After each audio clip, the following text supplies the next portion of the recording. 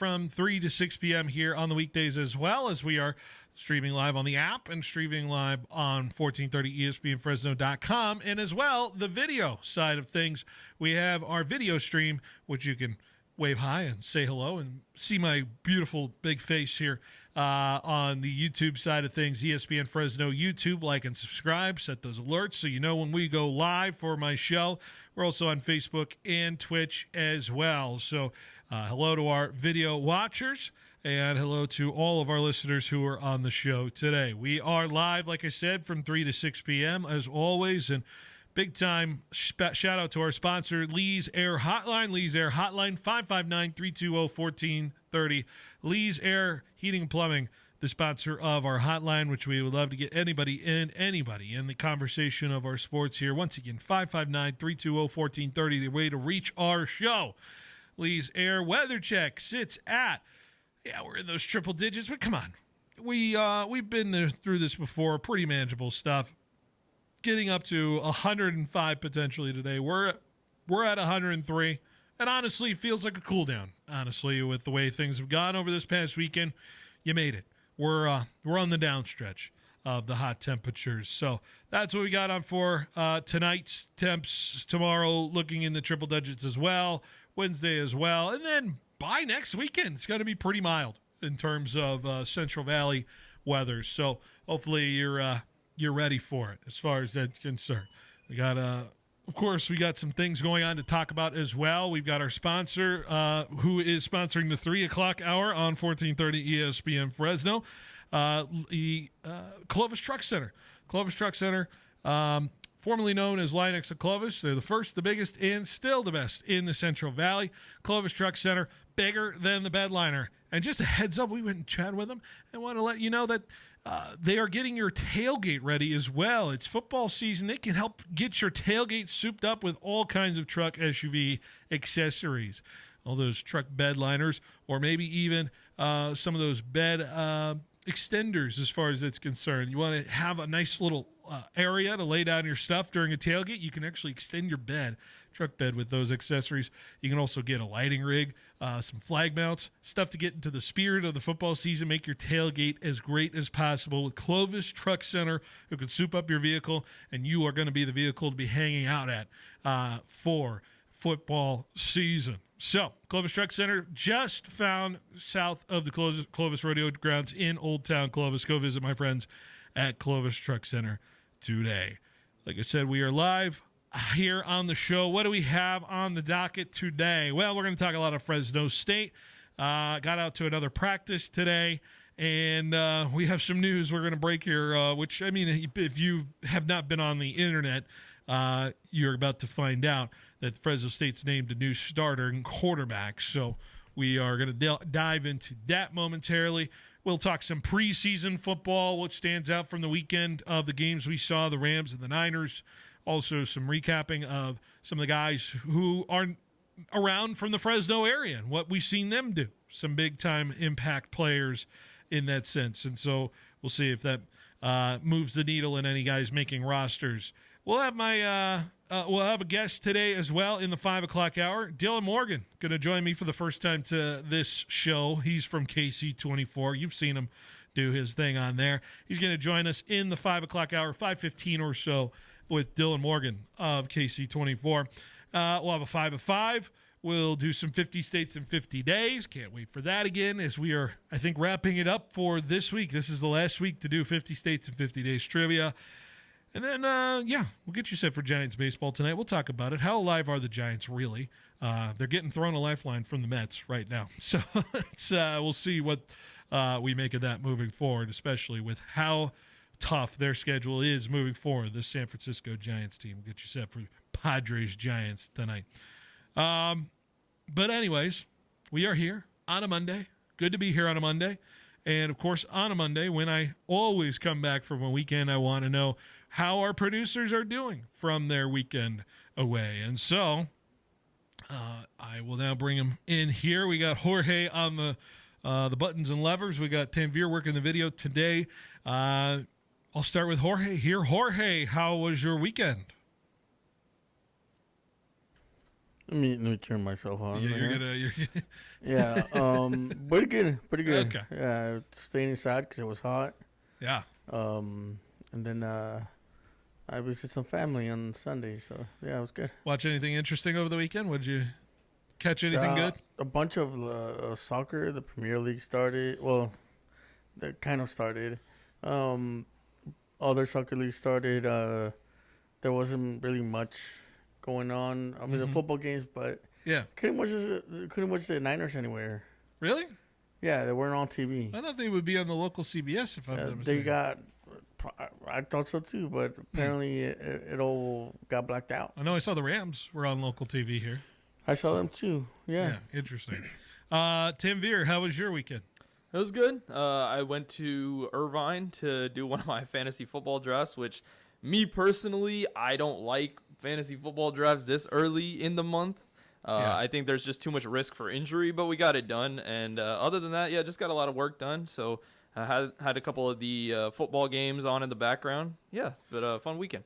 Resisting the urge to tell everybody your fantasy football team right now, right on the spot. Right? Oh, I mean, I think it's amazing. Of course you do. Of course, everyone thinks they're going 16-0 as soon as they wrap up a fantasy football draft.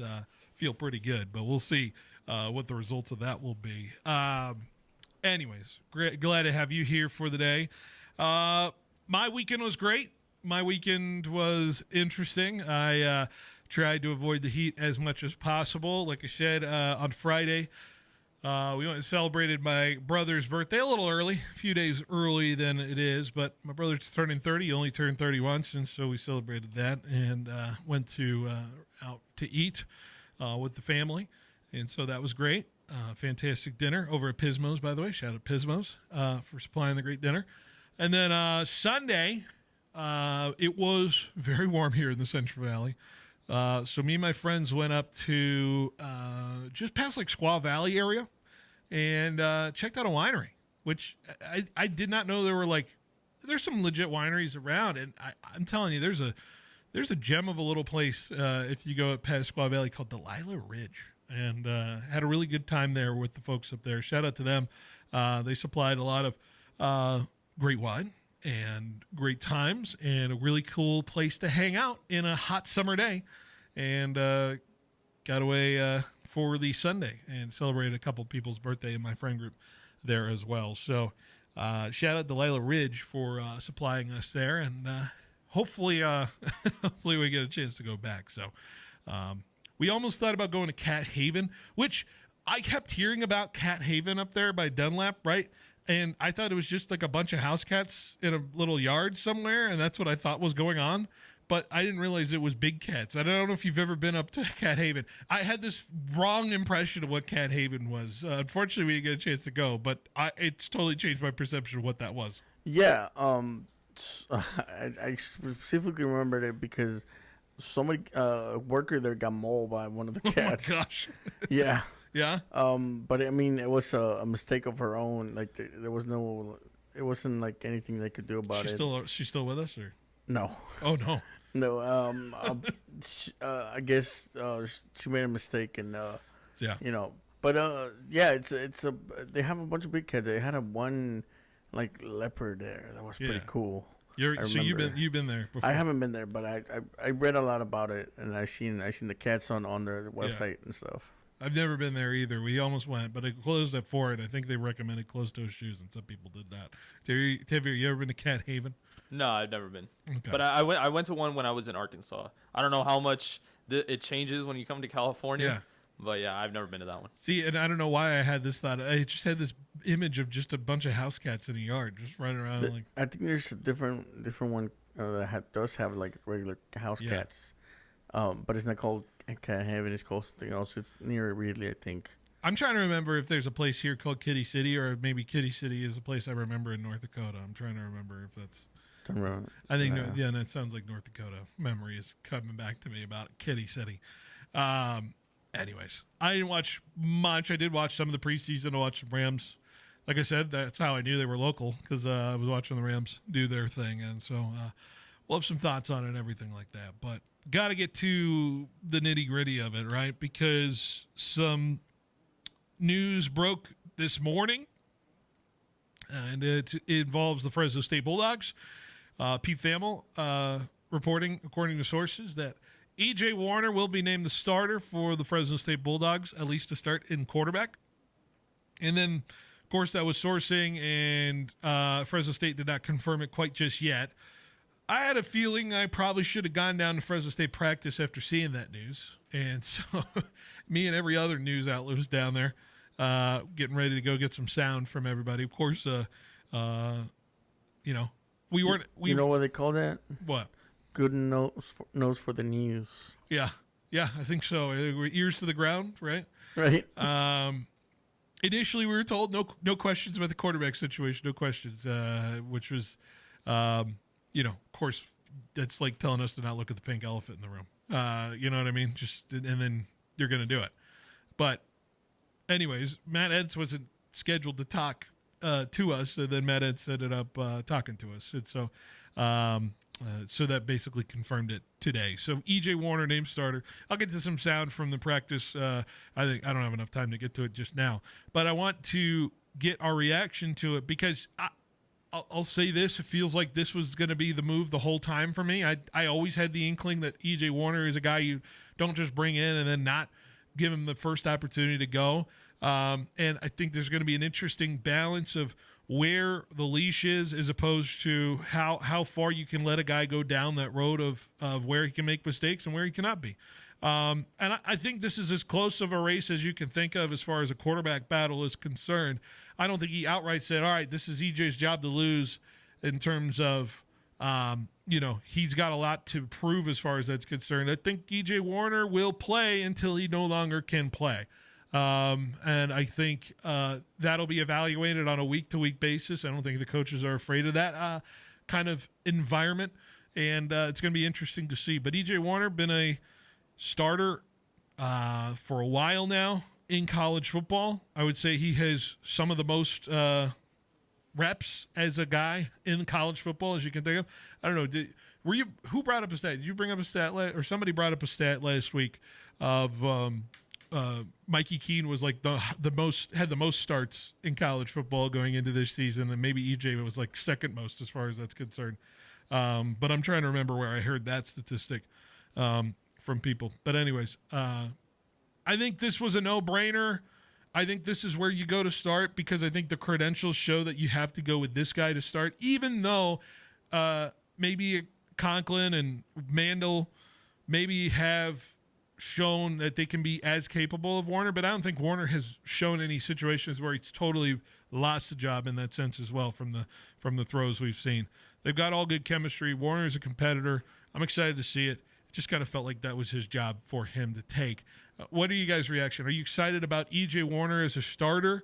I know Warner is the name that a lot of people point to as far as the pedigree is concerned, but do we feel like this is the right choice to go with E.J. Warner to start for Fresno State in week 0 against Kansas? I trust in Coach Matt. I think he knows that he's probably the best chance of winning that the Fresno State Bulldogs have. Yeah, I know that there was a competition. I know that it was a close competition. It wasn't outright won easily. So there's doubts there, and there's a learning curve still. But I believe that this is the right choice. Yeah, feels like in the hierarchy of the guys who have the experience, Tamir, this feels like it was set up for EJ's to win, and EJ didn't give him a reason for them to take the job away from him in some sense. Yeah, basically it was EJ's to lose at that point, and just he didn't lose it. So I looked back at what he's done over the last couple of years, and I like what I saw. He's a very good passer, very accomplished passer over his 3 years across Temple and Rice.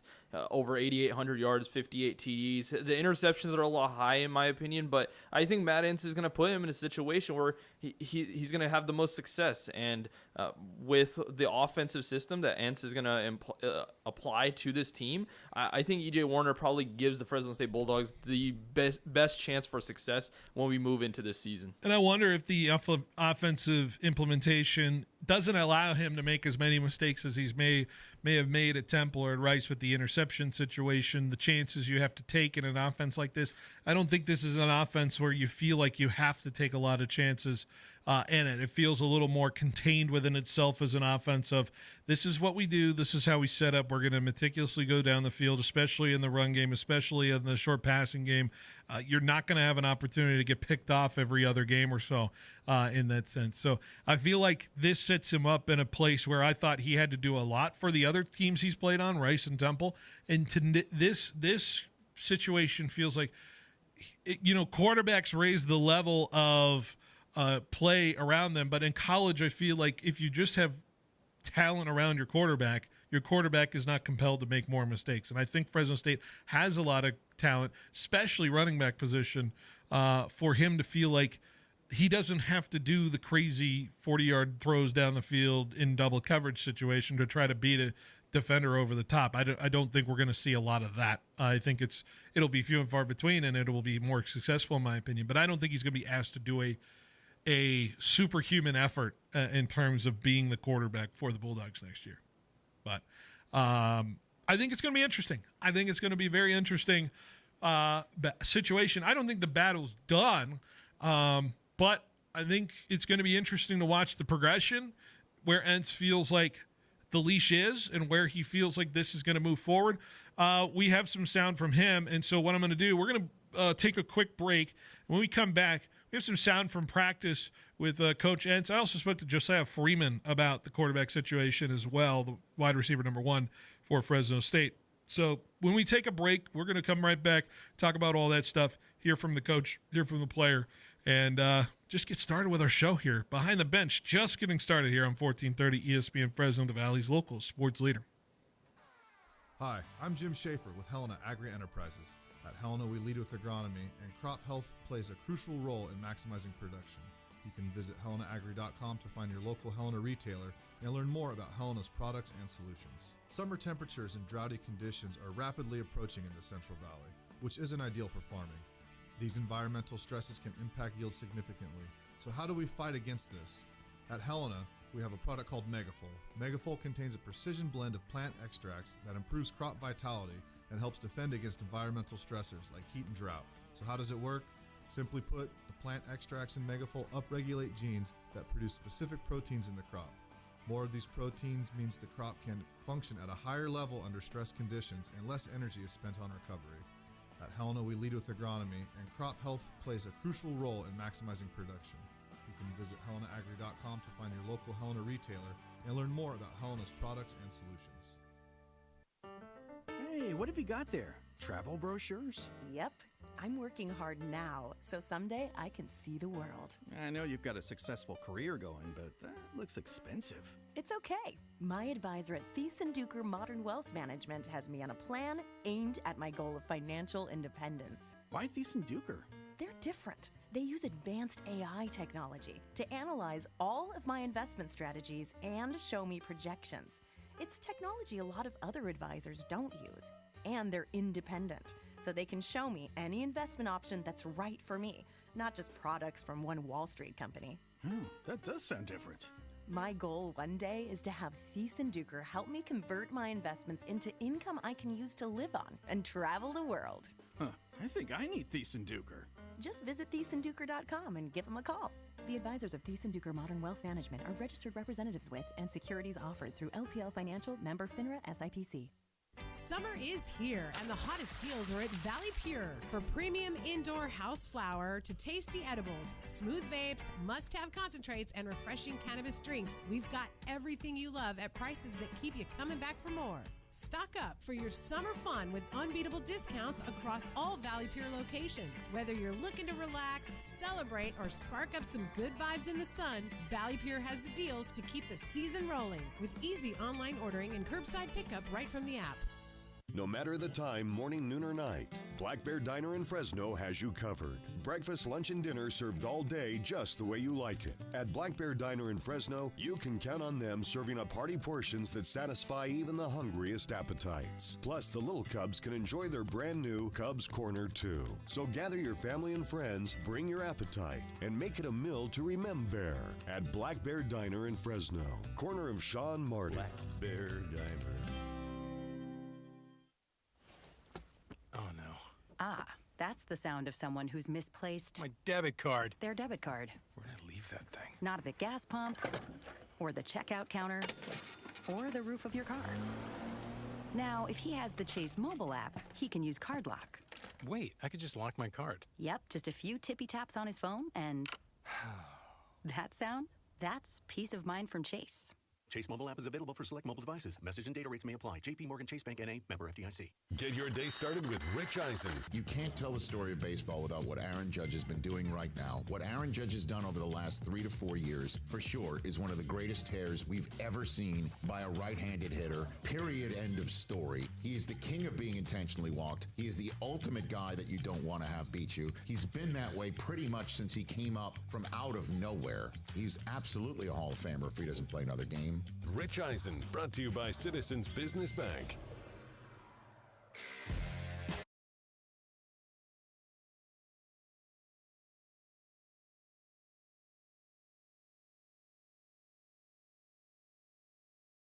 On the bench here at 1430 ESPN Fresno, the Valley's local sports leader. You guys know what happened 1 year ago today? 1 year ago today. Do you guys know what big sporting event happened? Big sports moment? You guys got a guess? 1 year ago? 1 year ago today. Not really sure. Yeah? You got a guess? It's got to be either – it's not football related. I know that. Basketball not. So it's got to be like baseball.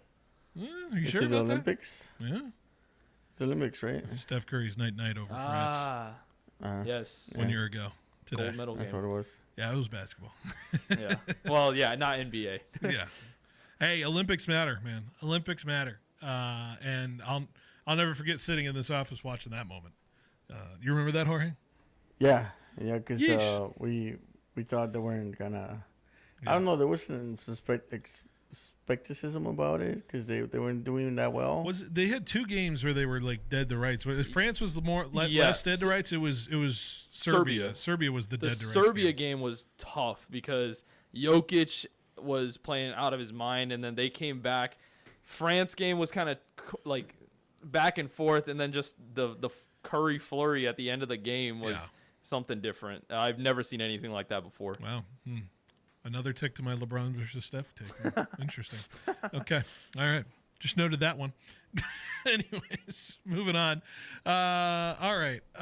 We have more conversation about Fresno State, of course, and of course, we talked to Matt Entz and Josiah Freeman earlier today. I went to practice. Matt Entz, of course, So for full transparency, Fresno State lets us know who's available for media as far as that's concerned. And sometimes it's Coach Entz, sometimes it's the offensive coordinator, sometimes it's the defensive coaches. Entz wasn't scheduled to be available today, but then at the last minute, as we were getting ready for our media scrum with OC Josh Davis, Matt Entz became available. And so it was good events to talk because he officially made the announcement today. Here's what Coach Entz plus a couple follow-ups were in the scrum today, talking about the quarterback position for Fresno State. Well, I anticipate the news today. We made a decision on our starting quarterback. It's going to be E.J. Warner. We're in a unique situation here at Fresno. We felt like going into it or leaving fall camp, our first days 1 through 14, we have 3 young men that could help us win ball games. We expressed that to them this morning. It's extremely close.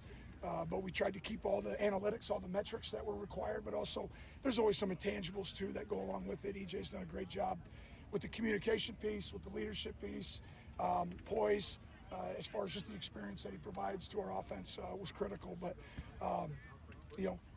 it was super close. And I told both Jaden and Carson, they got to push him every day. I don't want EJ to get comfortable. That's the last thing I want. That's the last thing this program needs right now is someone at the quarterback position just thinking they're owed something. And so EJ knows that I don't want to call it a short leash, but we're going to be making sure that he's executing and operating at a satisfactory level as we move forward or as we get ready for Kansas.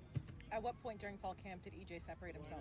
I don't know if I have the exact day. I think it was a cumulative deal over the course of 14 days. Just the consistency thing was there at a high rate, and those are the things that we saw as we went back and kind of looked at all the completion percentage, touchdowns, interceptions, completion percentage against pressure, man, all that stuff.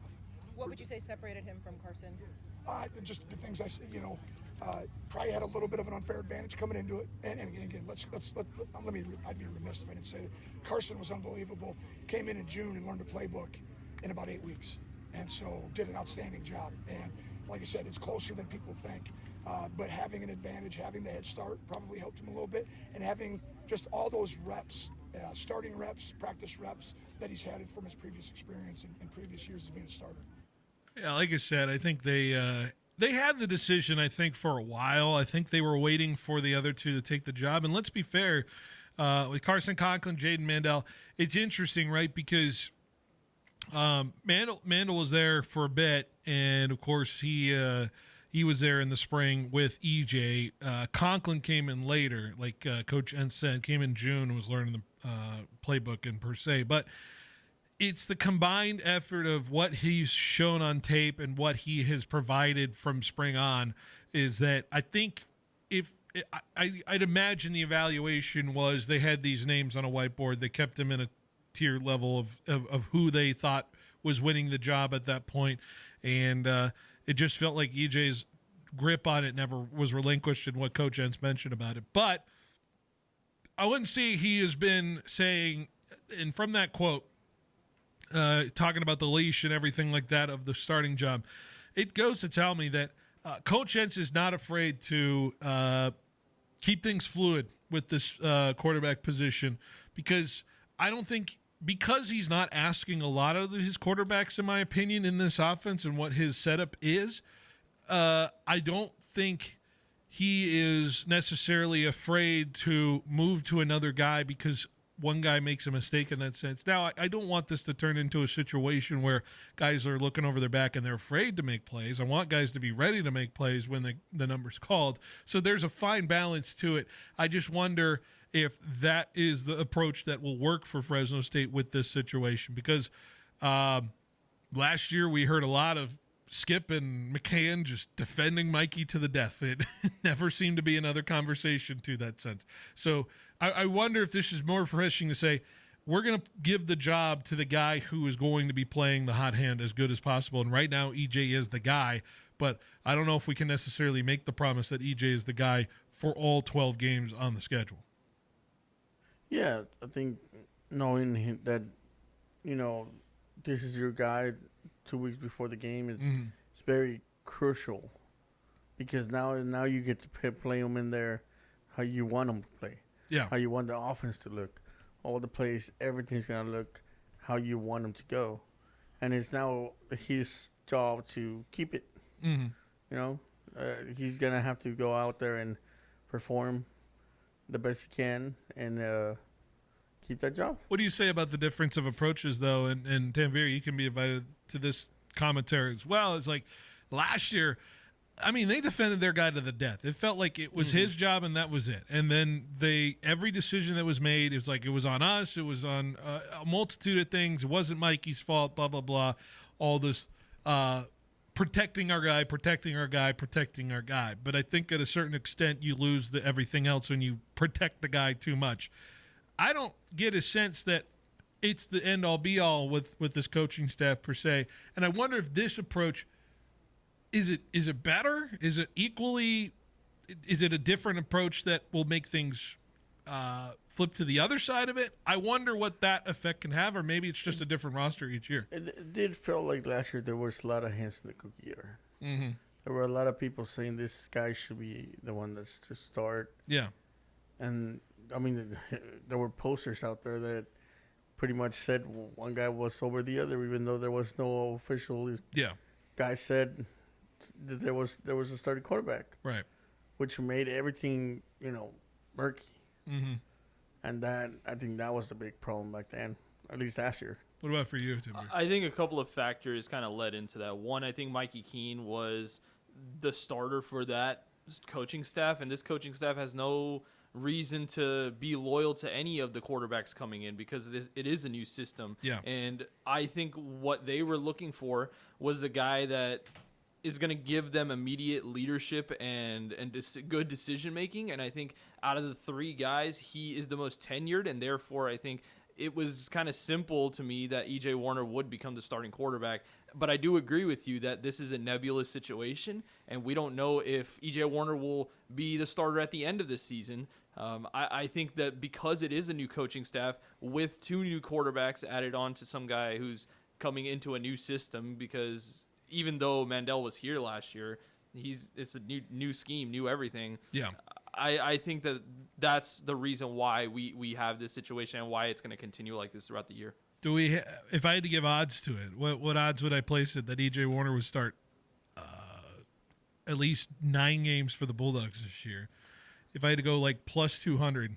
Yeah, I think if you believe that Enz's system will let the turnovers come down a little bit, I think E.J. Warner will actually be very good in this system. Yeah. And so I think he will start. I think the situations where you may see Warner get toppled from the starting quarterback position is when you do start seeing the turnovers, but also the lack of decision making, the lack of doing the simple things correct. And I just don't think that's going to happen for him. Well, it's going to be easy to make decisions when you have a guy you can easily throw it to that can make some things happen. And one of those guys is Josiah Freeman, who I think is, if I had to go important Bulldogs this year, he'd be in my top 5 list of he has to go for this thing to work, in my opinion. I got a chance to talk to Josiah Freeman and his reaction to EJ getting the starting job. So I got a chance to do a one-on-one with him real quick. This is going to be about 3.5 minutes, but ask him a few questions just about him and the offense, and obviously EJ getting the starting job. A little over a week now from game one. When you're talking about everything that's going on with this camp and everything like that, of course, I don't know how much you could say. Coach just announced the news about the new quarterback. If you got any reaction to that and the decision, what do you make of E.J. Warner being the number 1 quarterback? It's great. Me and EJ definitely built a connection over the time that he's been here. From spring till now, I think the connection just got even stronger, and I think we're just going to keep progressing as we keep going and, just keep executing, keep watching film together. And, I think we'll be ready when week 1 comes. He's really dialed in. He really watches a lot of film. He's smart. He knows where we need to be at. So as long as I'm where he wants me to be at, just make the catch, make the plays, and make his job easy, make my job easy. How has this quarterback battle basically sharpened you guys, getting ready for any kind of situation, even with these quarterbacks? I'm sure all of them are providing different things, but has it provided a lot of different looks for you guys to be ready for when you get ready for the season and everything like that with these guys? Yeah, definitely. All 3, Jaden, Carson, EJ, they all bring a different style to play. EJ super smart, like I said, wants you to be where you need to be, just be there. Mando, I've been throwing Mando since I first got here. We caught a lot of deep passes. I caught a lot of deep passes from all 3 of them this camp. So Carson's really mobile. He could get us, move out the pocket, make a play happen. Really exciting player. So just working with all 3 of them, it really brings a different type of game. So. Yeah, talking about your game and your development, you're a guy I could see a lot of big play potential with. Obviously, I think back to the Washington State touchdown. Obviously, goal line situations, red zone situations. Do you see a lot of that being a big primary focus for you and what you can provide on the wide receiver front? Oh yeah, most definitely. I want to be that guy that makes change the momentum of the games. Like I always say, make big plays, make those big catches. When my team's down, we need a shift of, like I said, momentum. But most definitely, my coaches, they really stressed that on me that I got to be really good for us this year. And I really took that into account. I've been doing my best working on the field, off the field. Getting with the quarterbacks. Just trying to be on the right page and just being a guy out there that my quarterbacks can trust. Anybody could trust. That's gonna go out there. Go 100% every play. Get a drive going. Get a touchdown, deep play, exciting play. Just go out there and make plays. Sometimes even your physicality can cause pressure on the DB you're going up against. Sometimes DBs panic when they see a big guy going down the sideline. Do you feel like that sometimes when you face guys? Oh yeah, definitely. I like to use that to my advantage. You know, I'm a little bigger guy, so they expect me to go deep all the time. But I like pride myself on being able to run every route in the route tree. Starting to line up in the slot, get a little free access, and but I definitely like to take that into account too. Some guys like, oh, he just wants to go deep, but throwing them deep, stop on a dime. Last question. With Kansas coming up, how much of a focus now is on the opponent itself and what you're facing with the Jayhawks week 0 there? Just less than 12 days away, really starting to dial in on, Kansas prep, watching a lot of film, and just getting ready for their defense, finally play different corners and, just get dialed in, execute the plays throughout the week until, game time comes. And once that comes, it's all easy because, we've been preparing all week. We got 12 days to prepare, so, like I said, once the game comes, you're just really prepared and you know what to do, when to do it. Our coaches, they trust in us, so, we just got to go out there and play our game. Sure, can't wait. Appreciate it, Josiah. Appreciate it. Thank you. There you go. So Josiah Freeman right after practice today.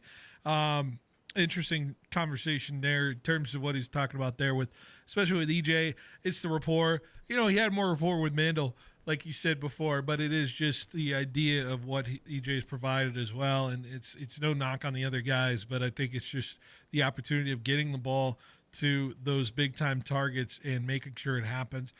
Josiah Freeman, interesting point, right? Because I've been a little more like pigeoning him into a situation where he's going to be the taller receiver, red zone kind of target guy who's going to, I don't know, for lack of a better term, Massa guy in terms of what his physicality is. But he is working on being an all-around wide receiver that can make things happen, stop on a dime, turn inside, go on a slant, go to the wide receiver tree, go 6-7 yards on a quick little route.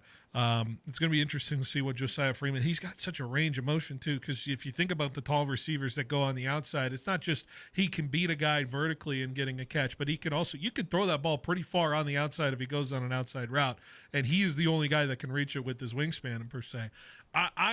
I really think Josiah Freeman could have a big breakout season, almost like to the level of a guy who could be sniffing wide receiver potential awards there for the Bulldogs. It's going to be interesting to watch. But he said some key points there on the quarterback side of things. He's very excited about it, obviously.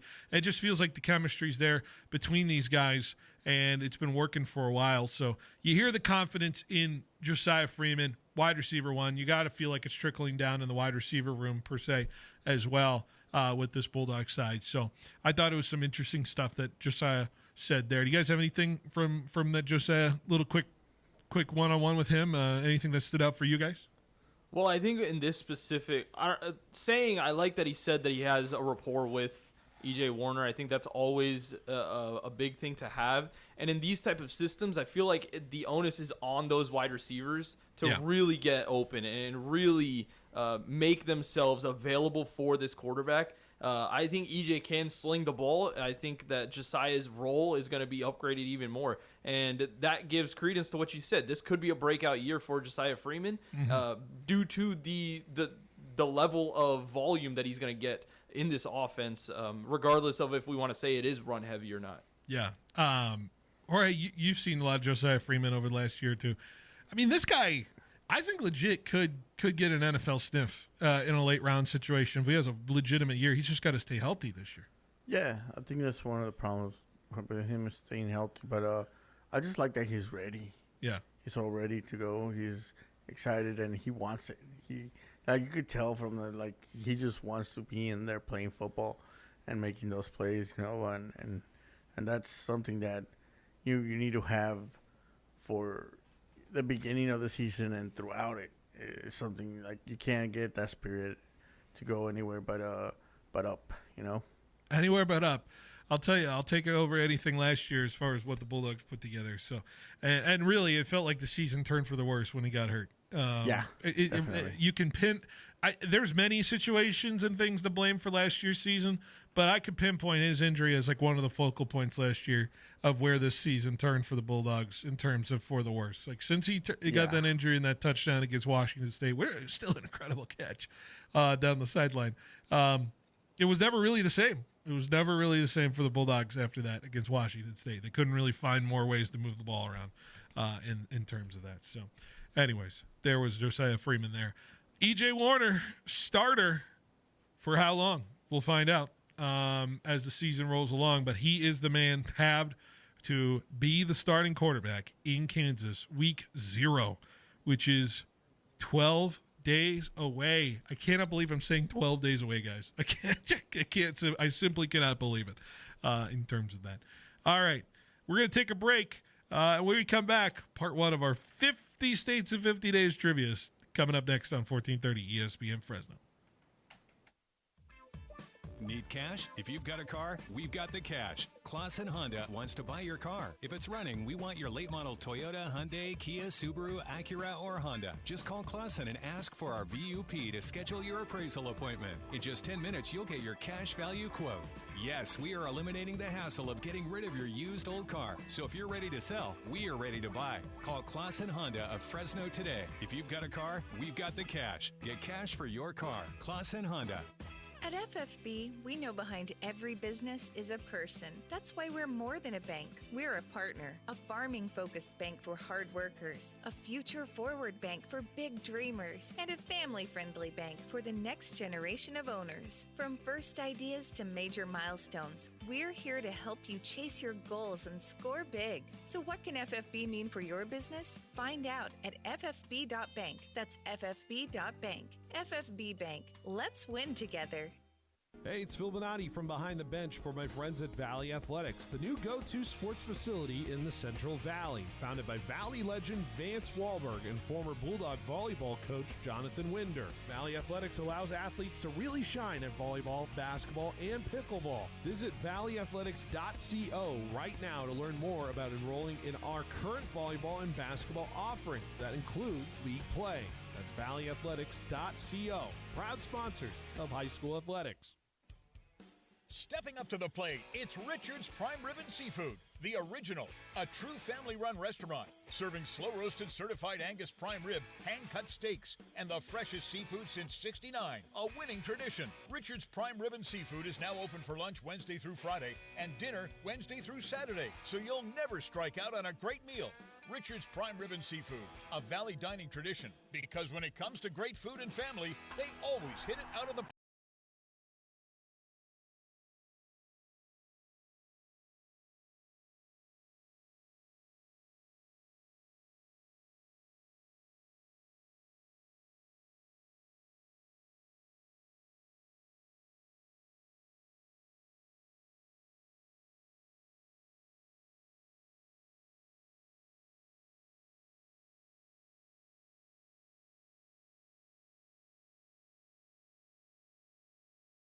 local sports leader here on this first hour of our show. We go 3 hours today. Like I said in the start of the show, we are going to do our 50 States in 50 Days trivia momentarily.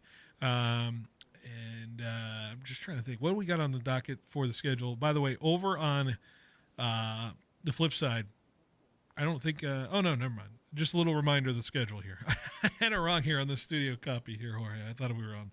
I was a week behind here with the schedule. A's and Rays is going to be tonight on 790. That's going to be over a 6:30 pregame with a 7:05 first pitch. And then reminder, Giants game coming up later tonight, 6:15 pregame with a 6:45 first pitch from San Francisco for Giants and Padres. My brother and his girlfriend went to the game yesterday. Had a sweet giveaway. It was a wrestling Giants fanny pack yesterday, and so they got a chance to get that giveaway. Sometimes there's giveaways that just do not hit, and there are giveaways that do, and that one certainly does. So that is, I'll tell you what, some teams come up with some good stuff. Lucille, by the way, after the Lucille gets put in the Hall of Fame, and then they do the Coldplay bit with Crazy Crab and Lucille's mom. Lucille got his revenge on Crazy Crab yesterday. He body slammed him into a wrestling ring yesterday's game. So there is a part 2 of that story there for you. So anyways, fantastic stuff. All right, Jorge, Tanvir, you ready for 50 States in 50 Days trivia part 1 of our show today? Yeah, sure. Let's do it. Ready as you'll ever be. Last time we did this, Jorge missed a really bad one. Jorge missed Peyton Manning. Oh. Yeah, it was a rough one. Nah, that was a trap. I want to say that was a trap. That was Okay. The number one athlete from Louisiana. Okay. I don't know. All right. Anyways, notoriously, his dad played for the Saints. Could have figured that one out. Anyways. All right. We are going to the great state of Colorado. I've been to Colorado. I'm sure y'all have been to Colorado, right? Flew through Colorado, yep. Yeah, Colorado's great. Drove through Colorado. Fantastic state. We go to our number 3 athlete from the state of Colorado. It is a basketball Hall of Famer, 2-time All-Defensive, 5-time All-Star, won a single NBA championship. He was the MVP of the finals he played that season. Okay, 1-time champ and the finals MVP. From Colorado. You said how many time defensive player of the year? 2-time All-Defense. Okay. 5-time All-Star. Okay, so it's not like an elite guy. Led his Colorado Buffs to its first NCAA tournament berth in 28 years when he was in college. The only Colorado Buffalo that I think I know is like Chauncey Billups, I think. But other than that, or maybe I'm wrong about that. I don't know. I don't have any other guess. So Chauncey Billups. Chauncey Billups is correct. Yeah. Chauncey Billups is the name you were looking for. Yes, he's from the great state of Colorado. I vaguely remember him. Yes. Playing for Colorado. A NBA champ with the Pistons in 04, NBA Finals MVP, and also a Hall of Famer inducted last year. All right, here's your next one. 2-time Olympic gold medalist, 8-time world champ in, I believe, skiing. That's right. Is in the 2024-25 season, she notched her name in the history books as she achieved her unprecedented 100th World Cup victory and recorded 156th World Cup podium in 2025 in Italy. Okay, well, this is Michaela Schifrin. It is Michaela Yeah, Schifrin. okay. There you go. I was like, that's the best skier of that you can think of. Yeah, that I can think of. Okay. All right. 2 for 2 from Colorado. This final athlete is a 3-time Pro Bowler, 2-time All-Pro, an AP Offensive Player of the Year, and one of 3 players in NFL history to record 1,000 rushing yards and 1,000 receiving yards in a single season. One of 3 players? Yep.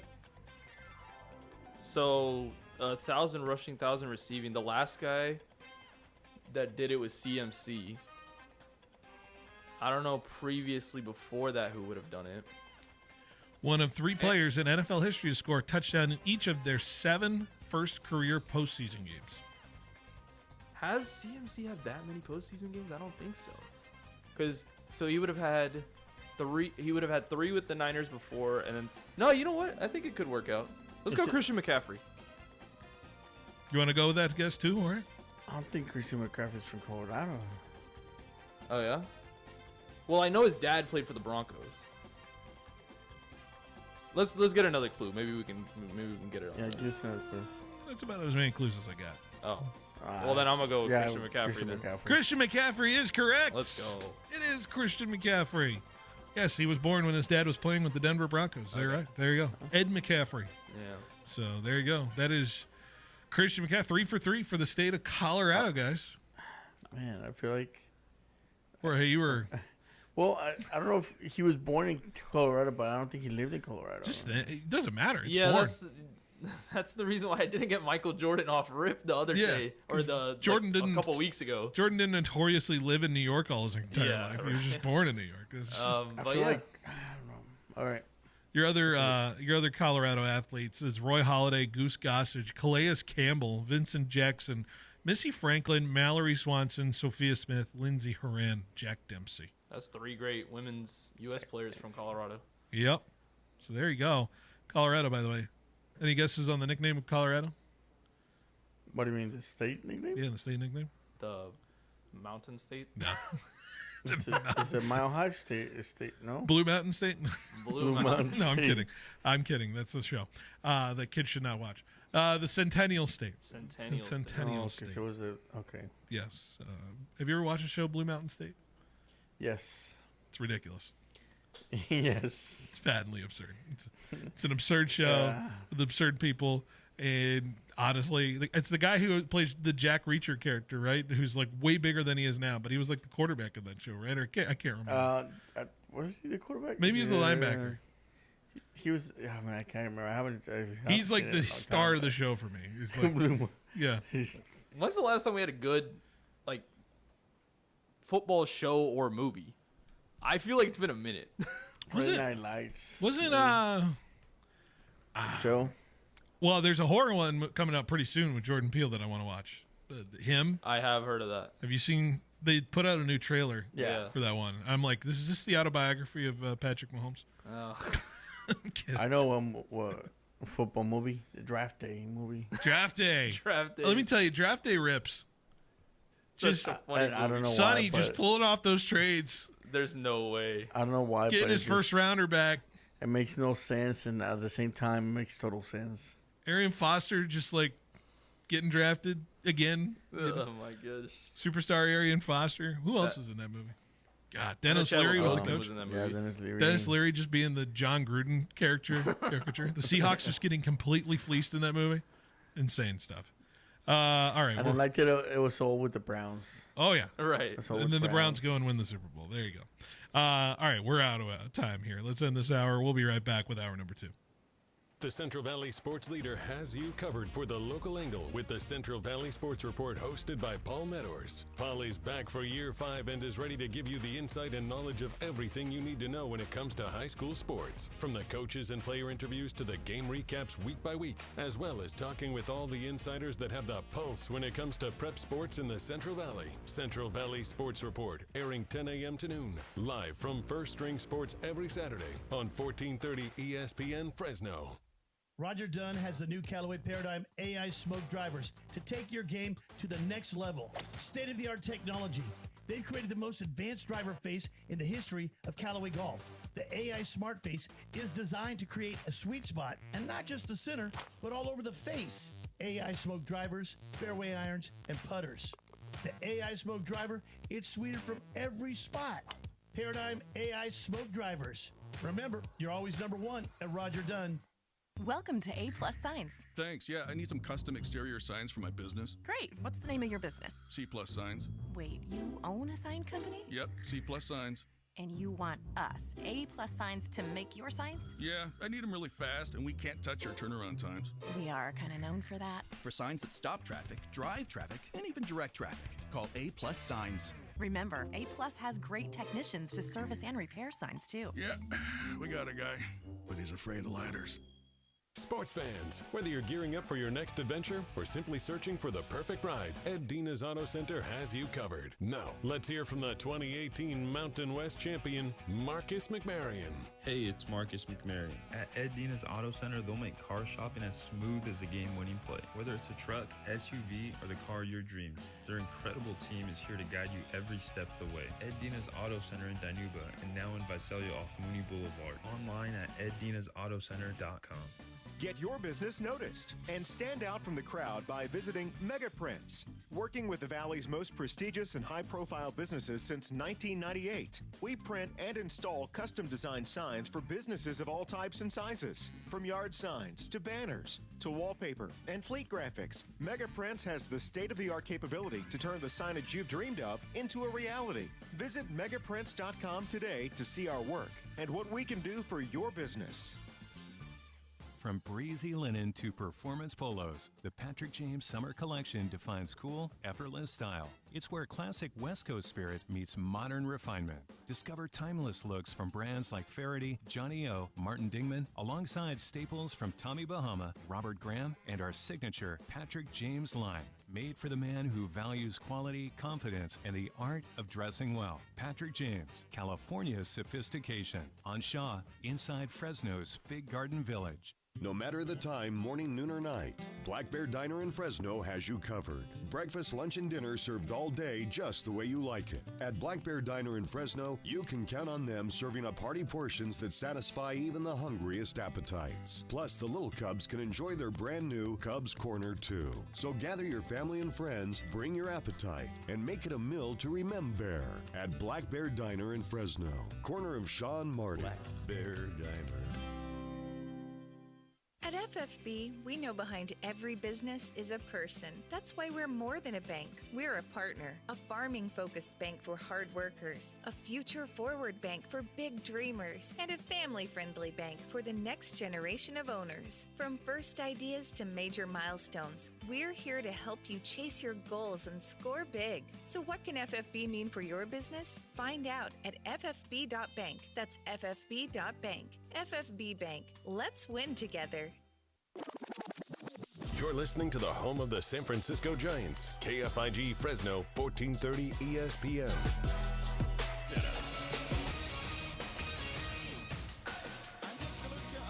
Contract question in Pittsburgh. Steelers All-Pro defensive tackle Cam Hayward meeting with the media for the first time after his hold-in became official. Suggested that he would be willing to sit out regular season games as he looks to renegotiate his contract, saying there are definitely options out there that could reflect that, and that his goal is to return to the field. Hayward signed a 2-year, $29 million extension with the Steelers in September of 2024. His $14.5 million average annual value is ranked 23rd among all interior defensive linemen, was a first-team All-Pro last season. Elsewhere, the Bears getting set for a big season, year 2 for Caleb Williams with a new coach in Ben Johnson. Caleb not seeing any game action in Chicago's preseason opener against the Dolphins.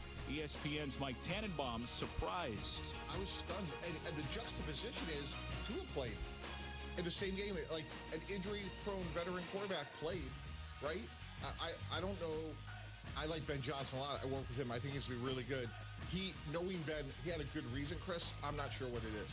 Tannenbaum on Unsportsmanlike. The Bears host the Bills Sunday night in their second preseason game this weekend. In baseball, important series in Cincinnati. The Reds hosting the Phillies. Mets fans paying attention to this one. Reds trailing New York by a 1.5 games for the final wild card spot in the NL.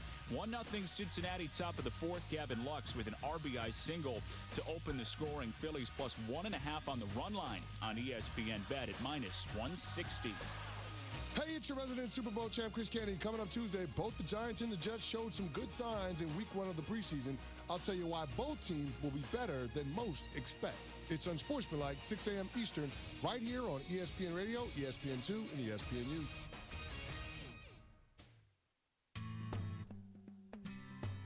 He's got the knowledge. Because once again, I have to come on air and talk about how right I am once again.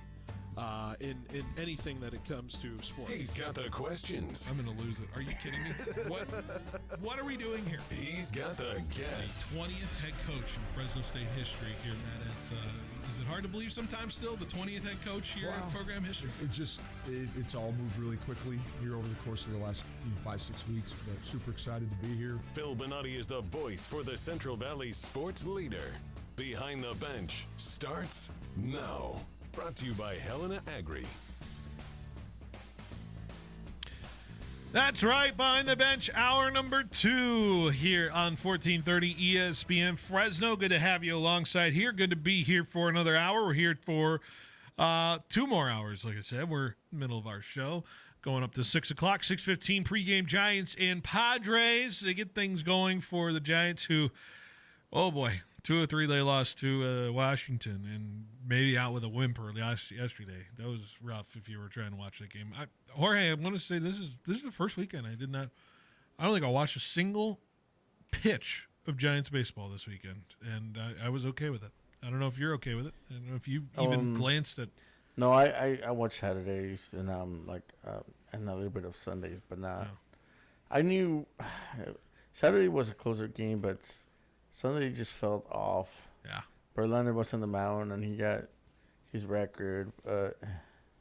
Other than that, it just didn't feel right. And yet somehow the Giants are still in this race. by the grace of the New York Mets. If we could get something going, we'll be back in there. 7 games against the Padres in the next 10 days, or 11 days. I don't know, man. I don't know. 7 games against the Padres in the next 10. That's going to be rough, buddy. I want to do a little grab bag, just quick news hitters as far as this is concerned. We got a little passionate before the show about something that happened in preseason. We're going to get into preseason football in a little bit of a moment here. But before I even get to that, I do have a release of, I don't know if it's officially released just now or maybe it's coming off across my screen. We were talking about it a little bit before, Tim, here. NBA, which, by the way, has announced that their schedule is going to officially come out in Thursday, the full schedule, so we'll know what that looks like.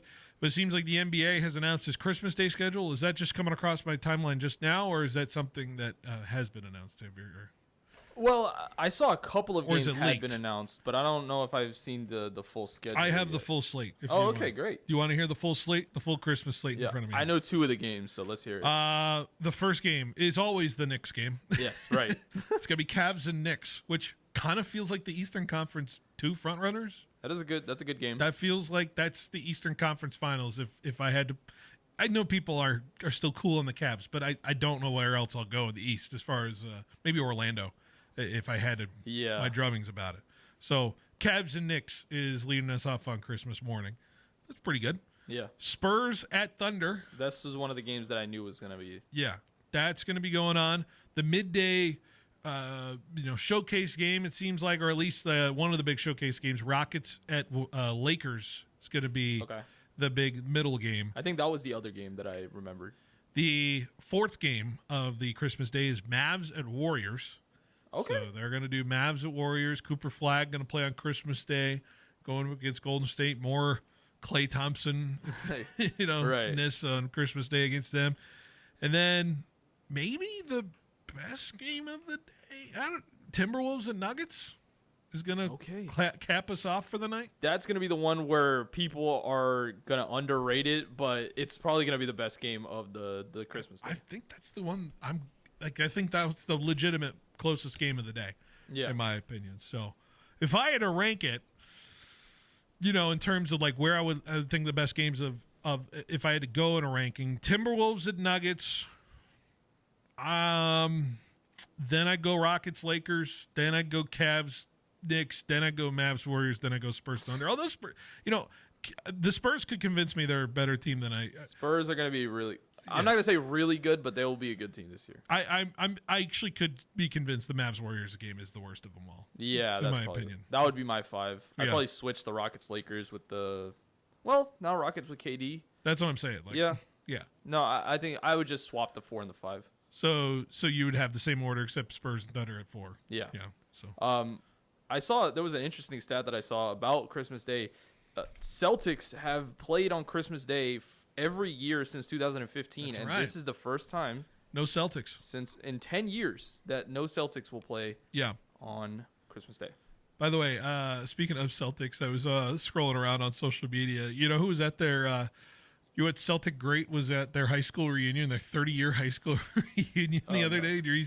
I follow him on Instagram. It's Paul Pierce was at his 30-year high school reunion at Inglewood, the Inglewood High School, which, by the way, Inglewood will be calling our game Friday Night Lights against. That same Inglewood High. I didn't know Paul Pierce went to Inglewood High, but he was just out there in a park. They had their reunion, 30-year reunion, just in some park in L.A. Well, I mean, he's enjoying himself, right? Yeah. Paul Pierce, man. Interesting. He's become interesting, really interesting after his career. Or hey, when's your 30-year reunion for high school? When is your 30-year union Tranquility High School reunion? Well, my 20th just happened in 2004. 2024. 2024. So did you go? 2004. I was did you have one? No. No. Within it, I don't think we had one. I went to my 10th year, and only like 7 people showed up. Yeah. 2034 is your 30 year. Yeah. Or what's the big years to celebrate high school reunions? I don't know. So I don't know what the rules are because I had a 10-year reunion, but COVID happened, so we never had ours. So I never had my 10 usually they do it 10 on the 10s. Yeah, but they usually do it. Apparently, they do it out during Thanksgiving weekend. Okay. Because that's when a lot of people come back home. Yeah.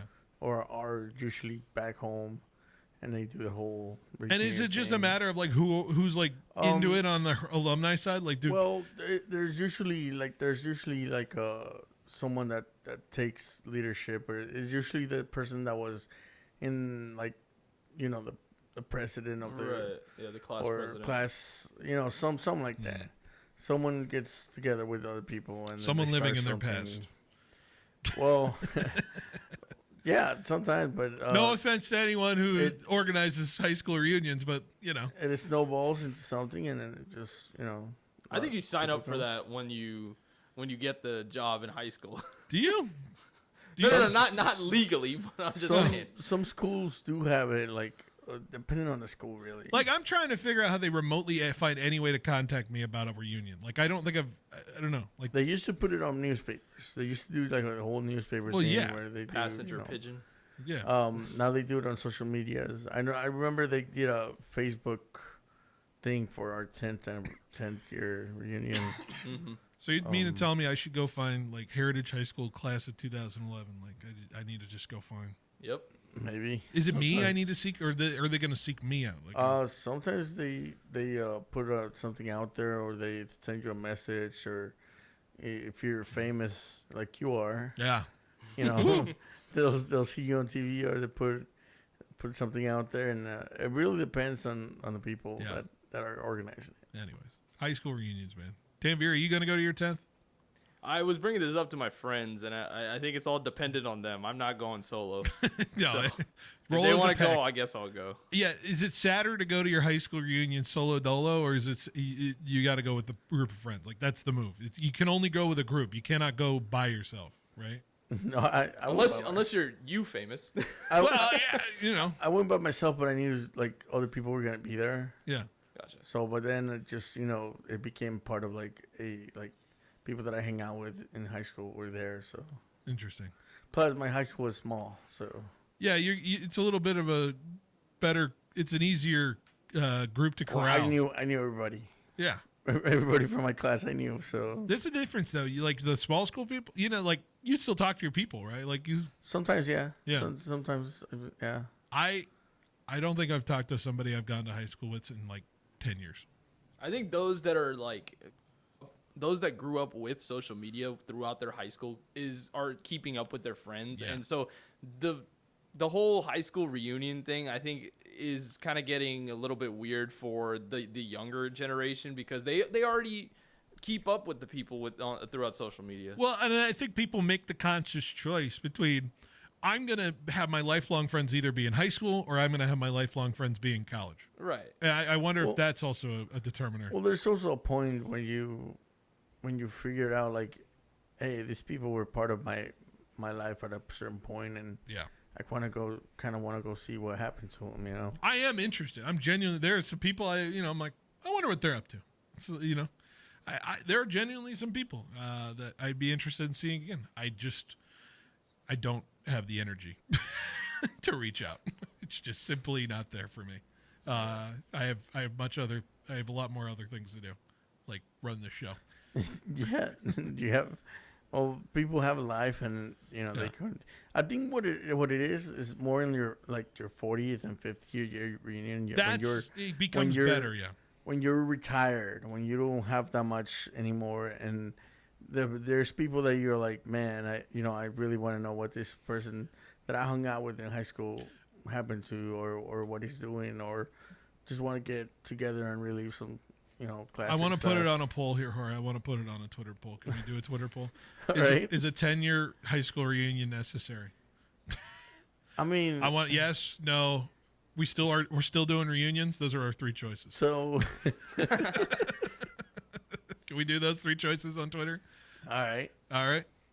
Is a 10-year high school reunion necessary? Yes, no, and we still doing reunions. So they're the choices. Okay. I got totally sidetracked with that conversation, but fascinating anyway. One of the other conversations gets out. We're going to get to the Rams in the next segment. So I just wanted to bring this up as well.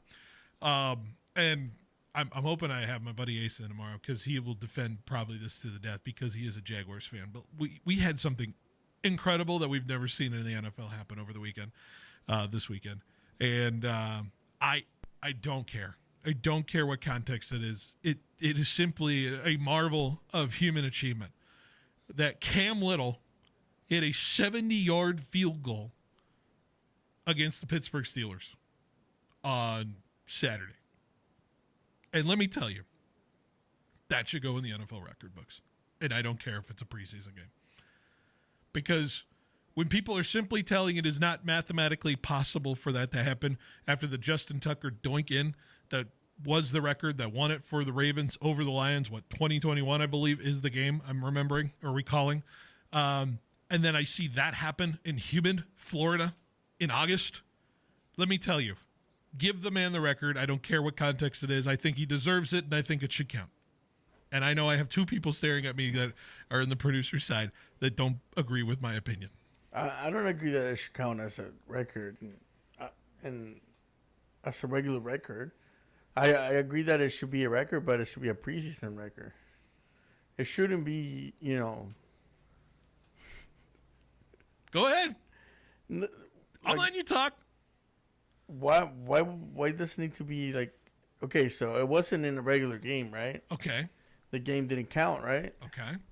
So then it's not a real Did NFL he kick record. the damn ball 70 yards to make the field goal, or did he not? Yeah, in a preseason game. Then what is it? In a preseason game. What is it? Because guys aren't blocking as hard, guys aren't going after the kick as hard. And you're telling me guys don't care. You just told me you don't care if someone throws 500 yards in a preseason game. That's different because you're kicking a ball against a goalpost. You're not How kicking is that? it. You're not throwing a ball against tackle dummies. You're throwing it against guys who are not fit to be in the league. Okay, so you're throwing the ball against the guys who aren't fit to be in the league. Yeah. But you're kicking the ball and you're getting no rush from guys who aren't fit to be in the league. What is the difference?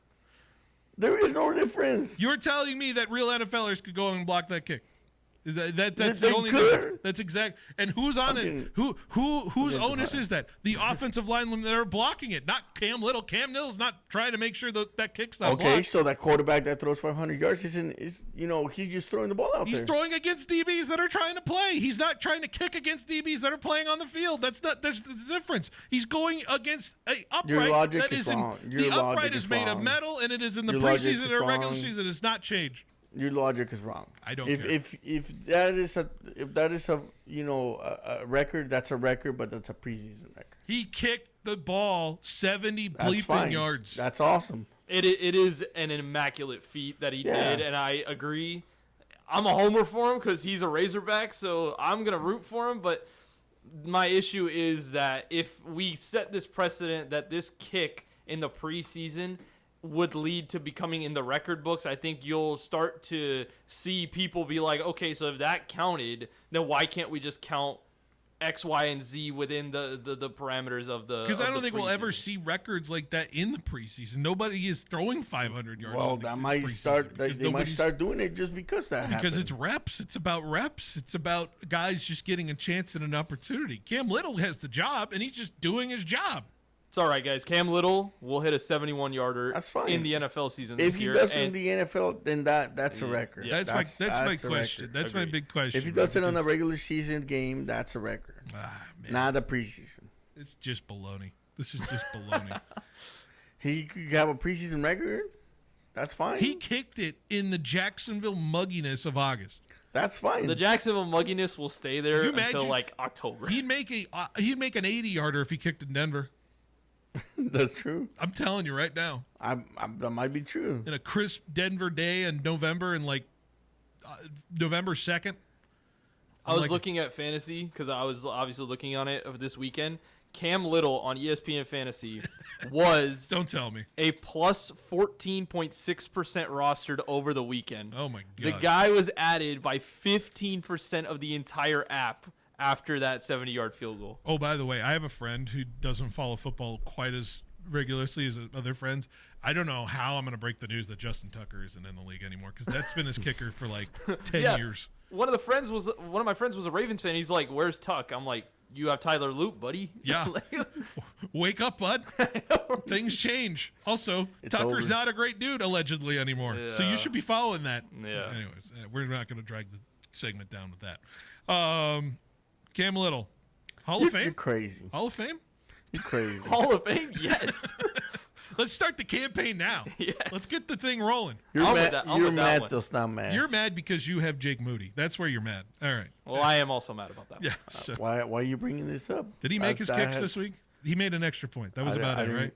That's well, all he had? Thanks to the blackout, I couldn't see it. Thanks to the- I saw it on the website. Yeah. I was like, I couldn't find it anywhere either. Was it a solid extra point? Oh. Right down Dude, the and when he went up to kick it, I was literally like just sweating. I'm like, this dude's gonna miss it. right down the pipe. It was a little left. Oh, a little left. Okay. A little left. Jake Moody, man. I have a card of his. It's like to 150. I want to gift it to my friend who said if I gave a card to him, he'd immediately set on fire. He's a Niners fan. I'm tearing it now. Yeah, tear it in half. All right. Let's take a break and talk about the preseason for real right after this on 1430 ESPN. Listen to your Fresno Grizzlies on ESPN Radio. That's right. Select games will be on 1430 and 790 ESPN Radio, your local sports leader. The Fresno Grizzlies at Chikchincy Park are always entertaining. Now hear them compete on the radio. Spending your time at the ballpark with the family is always a great time. So be sure to check out as many home games as you can this season. Check out 1430ESPNFresno.com for game times and more. And keep it right here on 1430 ESPN Radio, your local sports leader. For 80 years, Fresno Pacific University has been shaping the heart and soul of California as the Central Valley's only accredited Christian university.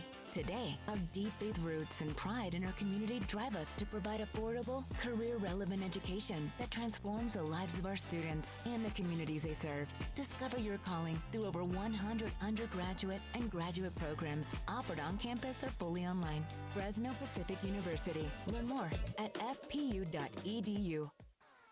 Hi, I'm Jim Schaefer with Helena Agri Enterprises. At Helena, we lead with agronomy, and crop health plays a crucial role in maximizing production.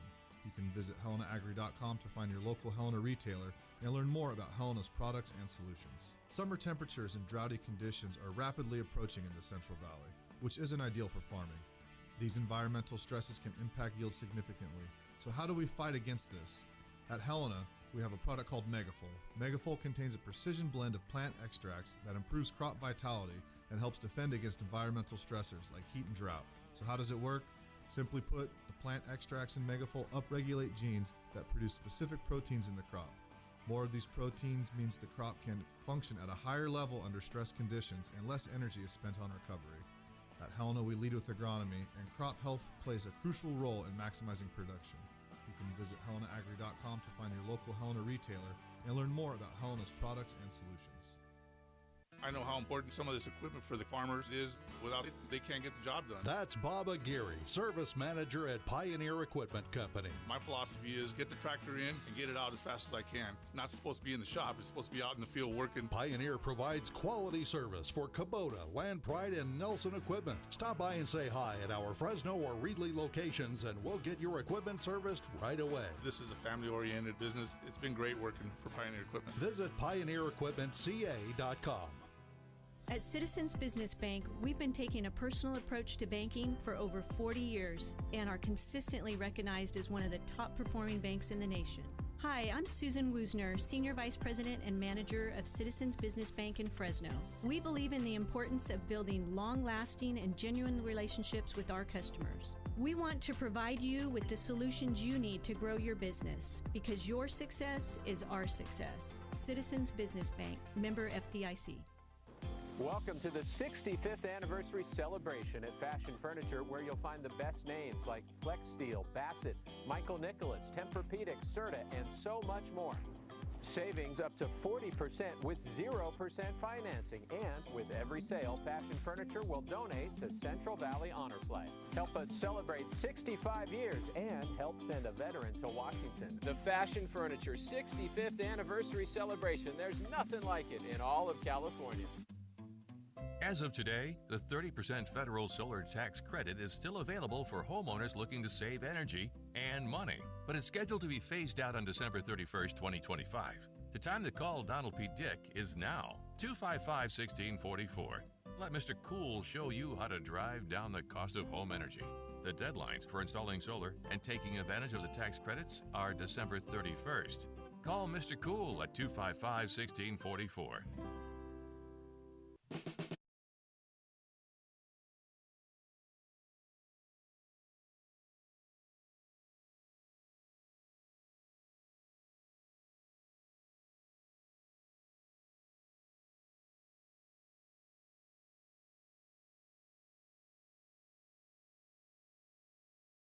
$14:30 ESPN Fresno, the Valley's local sports leader.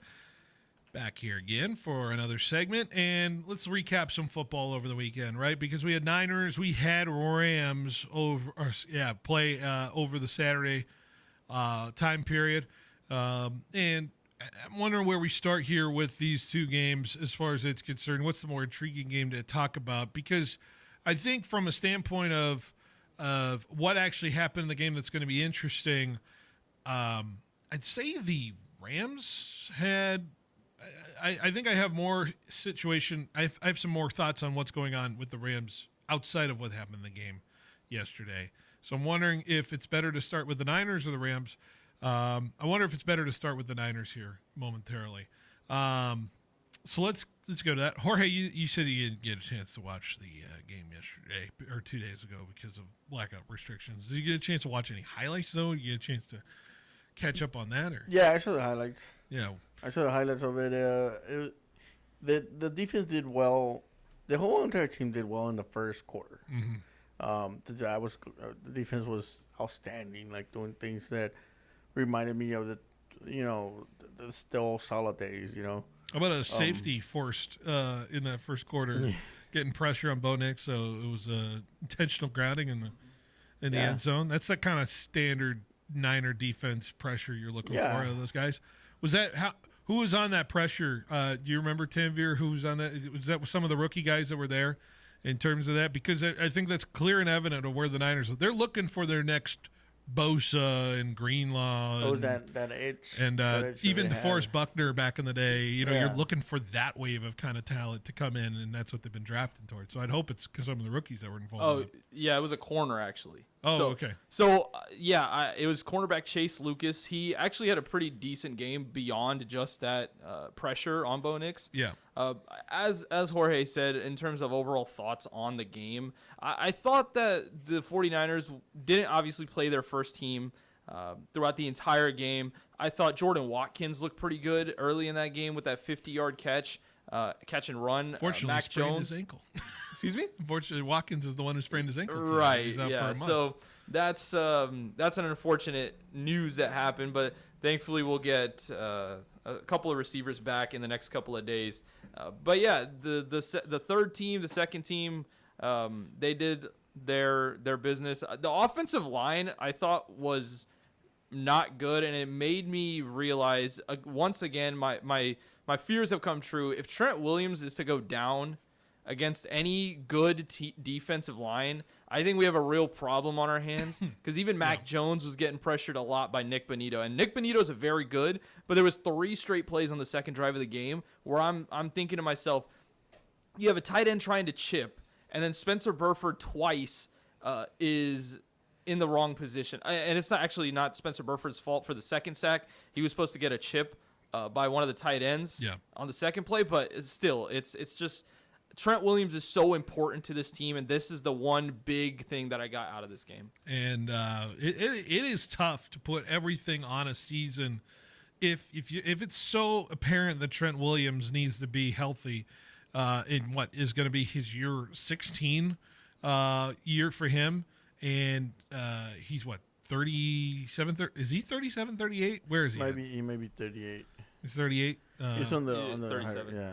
He is turning 38 next July. Born in 88, so if we do a quick math, regardless, it's 37 right now, age 37 year for Trey Williams. If he's that important, this is your most important player. You are gambling a lot on a guy who has traditionally found his way to missing some time in that sense. And so if the Niners are going to have issues that way, then that's going to be a frustrating situation. What else is frustrating is that even though you had Watkins, who had a phenomenal game, he's suddenly now down with an injury that was announced today. He is out with a high ankle sprain for a month. So it sounds like if we go for a month, he's going to miss at least, I would say, 2 weeks of football here at the start of the regular season. You would see him come back week 3. Niners already announced that Ayuk is targeted to return week 6, and that's like hopeful wishing for Brandon Ayuk. You got to make sure it works in terms of his comfortability there. Feels like a good spot coming off the long week for the Thursday night game and the Rams, and then you have that 11-day period to get ready for I can't remember who they have after that. But anyways, who do they have? Bucks in Tampa. That's right. That's going to be a big one, especially with their need of firepower to follow that Bucks team. I think there's still a lot to pay attention to with the running back situation because let's be fair. How much are you betting on Christian McCaffrey being available for? We just re-signed Jeff Wilson Jr. Jeff Wilson is in the building. That's right. Yes. I saw he was announced there. Corey Kiner was in.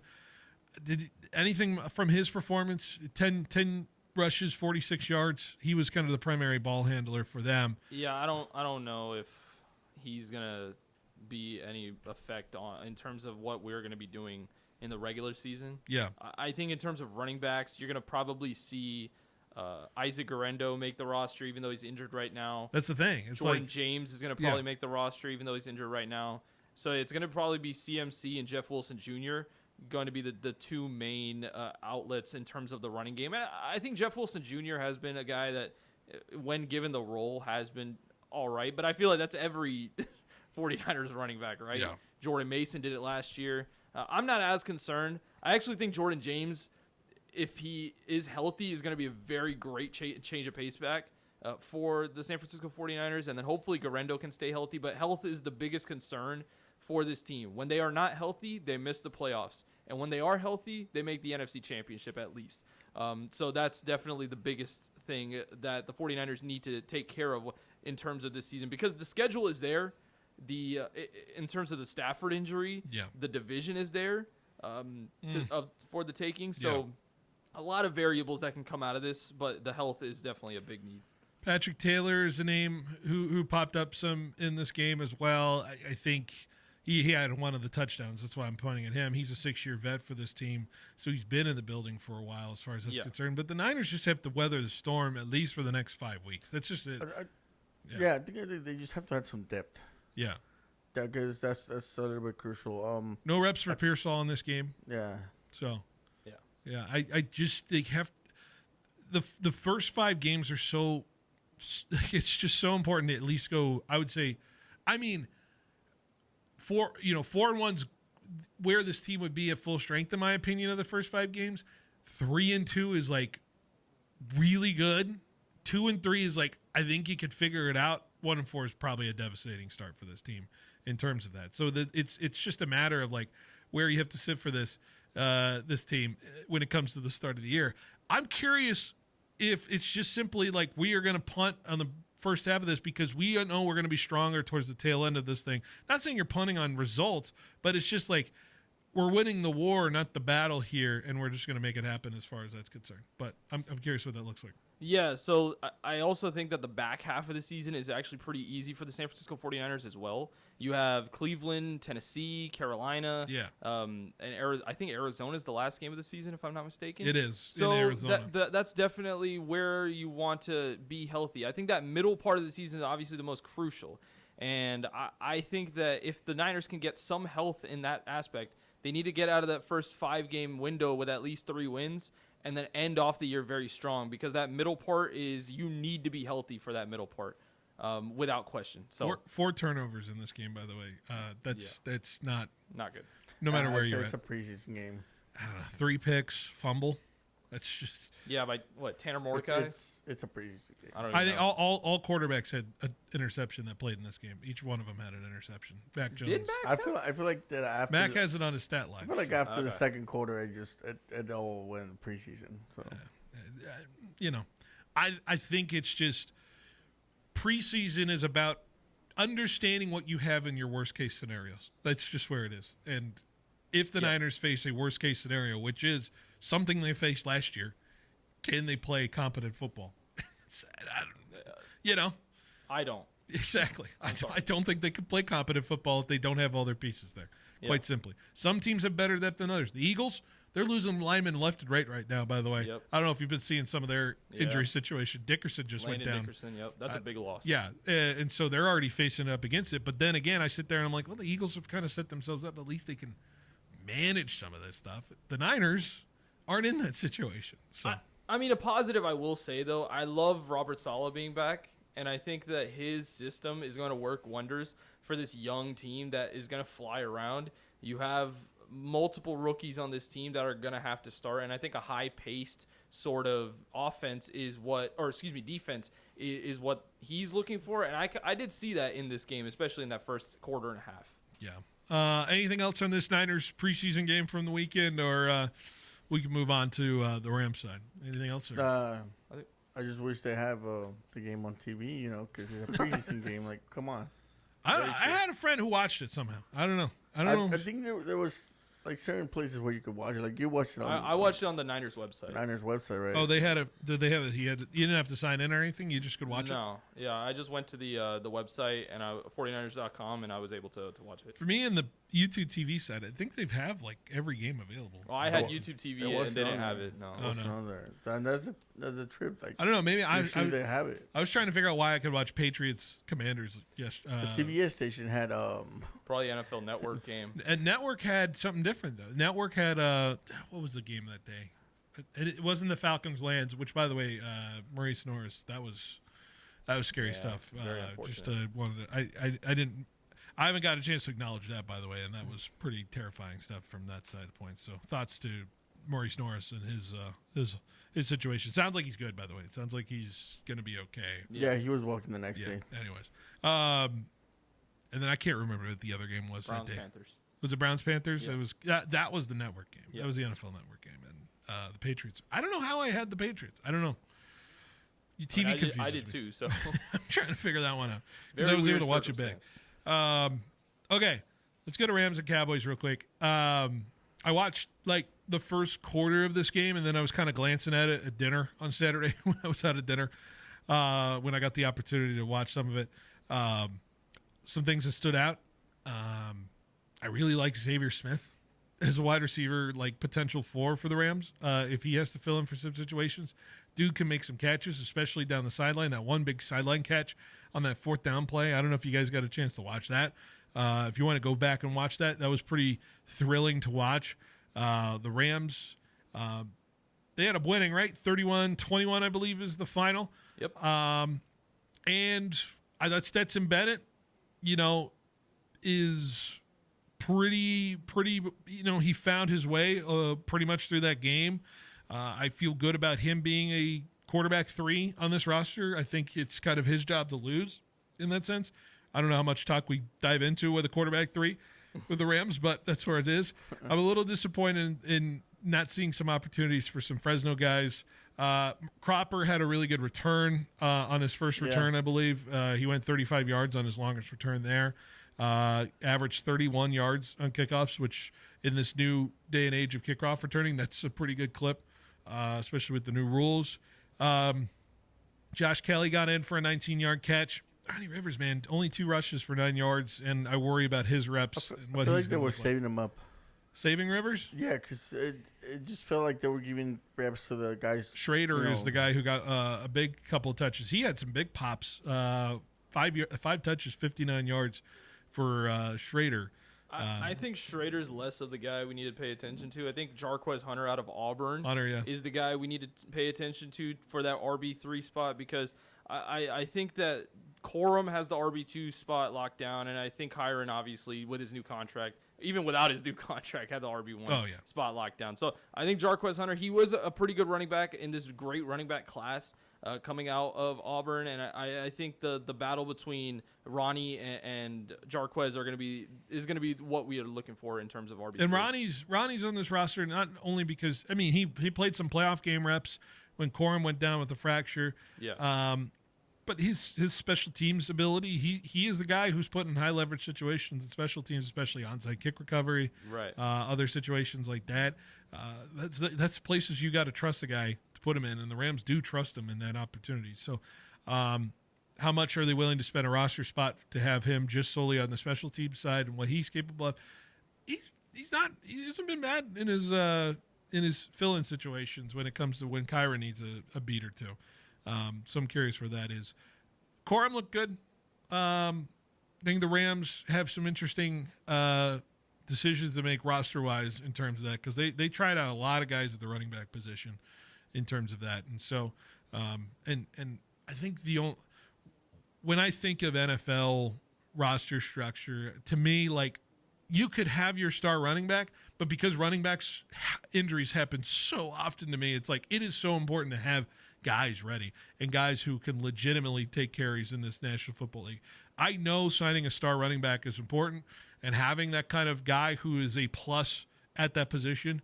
But, man, if you do not have them in the starting lineup, it can be glaring when it is going wrong. Niners were one example of that.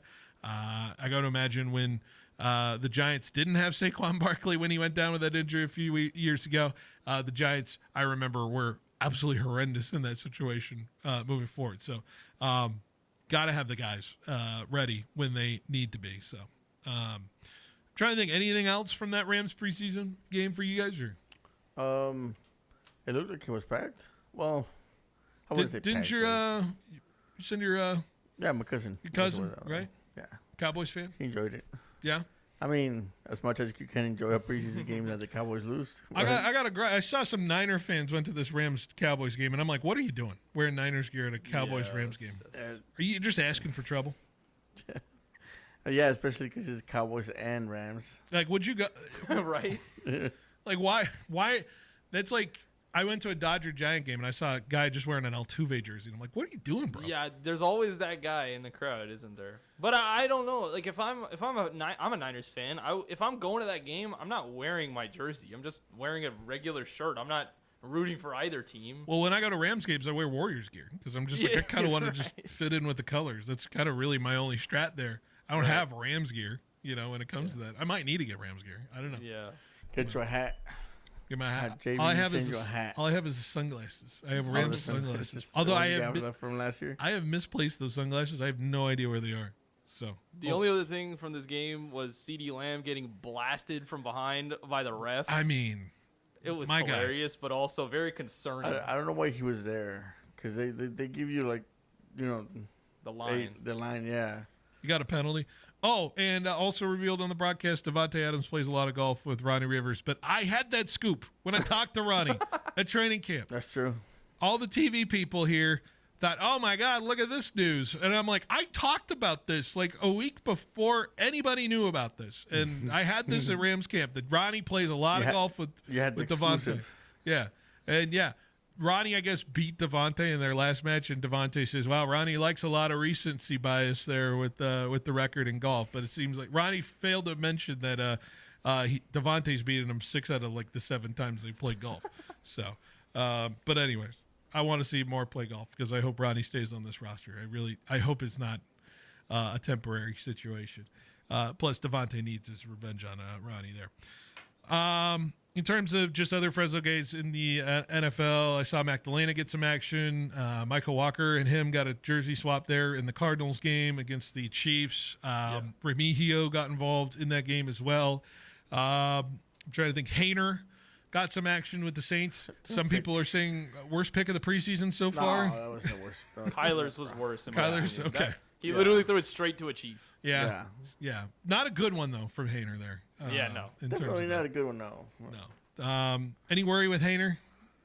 He looked like he really wanted to play. What's the worry, bro? The Saints are gonna be trash. Yeah. They're gonna be.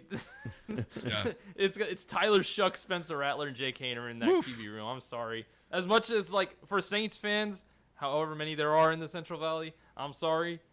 For Jake Hayner's sake, I think that he could make a move into the QB1 spot because of the nebulous, like with the QB room that they actually have. What are we sitting like 3? What if I told you that each would get a 3 starts at least in this season? Would you believe me? Like where would you place your bets there? Yeah, I believe you. I'll put that. I'll probably Rattler, Hainer. I think Hainer might be the odd man out and probably get like 2. Okay.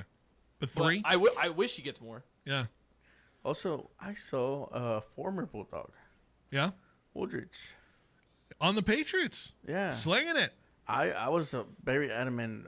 Ben Woodridge. I forgot he was a I was like, why is this name ringing a bell? When 2018 to Jorge 2020 Reina was the quarterback, I was adamant that he should. You were adamant that Woolridge should have been the guy. Yeah. Well, now who's in the NFL and who's not. So there you go. Just took a few years at Lafayette to get yourself ready for that. Woolridge is an old rookie. Let me tell you, 25. Yeah. We're getting there. All right, let's take a break. We'll be back to wrap up hour number 2 here next on 1430 ESPN. Giants baseball is here. Chapman, it's a drive out to left center field. At the wall, it is gone! Your home for Giants baseball lives on 1430 ESPN Fresno. Double play! And the inning is over. Catch all the action home and away on the Central Valley sports leader. Giants baseball, brought to you by Patrick James, Pioneer Equipment, Der Manuel Insurance, Ed Dinas, and Thiessen Duker. From breezy linen to performance polos, the Patrick James Summer Collection defines cool, effortless style. It's where classic West Coast spirit meets modern refinement. Discover timeless looks from brands like Faraday, Johnny O, Martin Dingman, alongside staples from Tommy Bahama, Robert Graham, and our signature Patrick James line. Made for the man who values quality, confidence, and the art of dressing well. Patrick James, California's sophistication. On Shaw, inside Fresno's Fig Garden Village.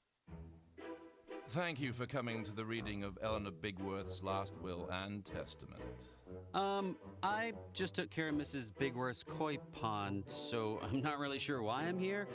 And why am I the only one here? Because, sir, Mrs. Bigworth left her entire fortune to you. Oh boy. So what do I do now?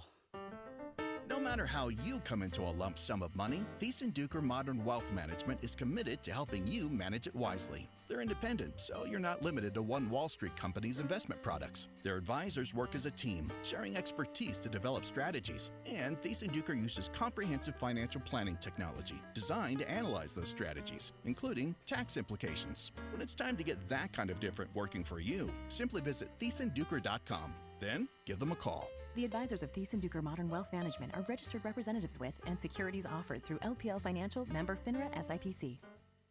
Summer is here, and the hottest deals are at Valley Pure. For premium indoor house flower to tasty edibles, smooth vapes, must-have concentrates, and refreshing cannabis drinks, we've got everything you love at prices that keep you coming back for more. Stock up for your summer fun with unbeatable discounts across all Valley Pure locations. Whether you're looking to relax, celebrate, or spark up some good vibes in the sun, Valley Pure has the deals to keep the season rolling with easy online ordering and curbside pickup right from the app. As of today, the 30% federal solar tax credit is still available for homeowners looking to save energy and money, but it's scheduled to be phased out on December 31st, 2025. The time to call Donald P. Dick is now, 255-1644. Let Mr. Cool show you how to drive down the cost of home energy. The deadlines for installing solar and taking advantage of the tax credits are December 31st. Call Mr. Cool at 255-1644. Are you a business owner struggling to understand how cloud technology can help your business? Are you in need of computer and technology support for your employees? M-Cubed Technologies is your solution for fully managed IT services. 24 hours a day, 365 days a year. M-Cubed will be your partner in the digital world, allowing your business to carry on worry-free. We specialize in cloud hosting, Microsoft 365 management, general IT support, and VoIP phone services. Call M-Cubed Technologies today to discuss our partnerships. Prices on steel and materials are going up, but at Pacific Steel Supply, they're still delivering the best deals in the industry. Whether it's residential, commercial, industrial, or ag projects, Pacific Steel Supply will match or beat any competitor's price by an extra 10% on top quality steel, metal roofing, and components. With 24/7 service, fast delivery, and the best prices, the time to act is now. Get your free quote today from Pacific Steel Supply in Fresno, Ashland, and Parkway off Highway 99 or online at pacificsteelsupply.com.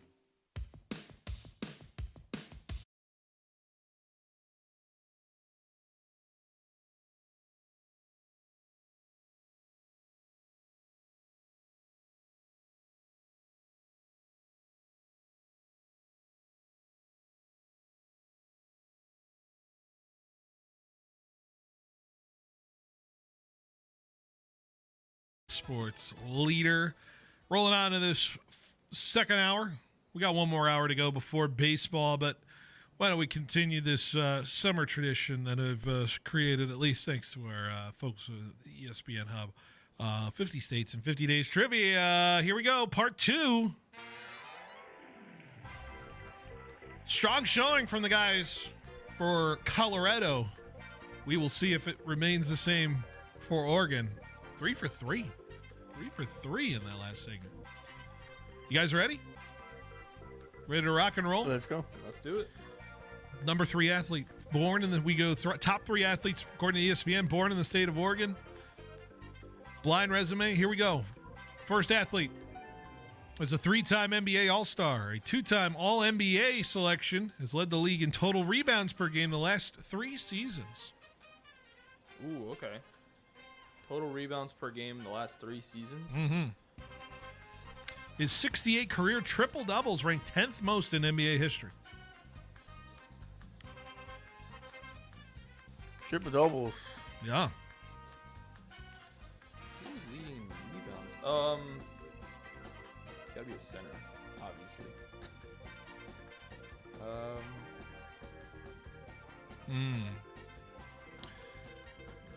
Averaged 17.6 points per game as a sophomore before leaving Gonzaga.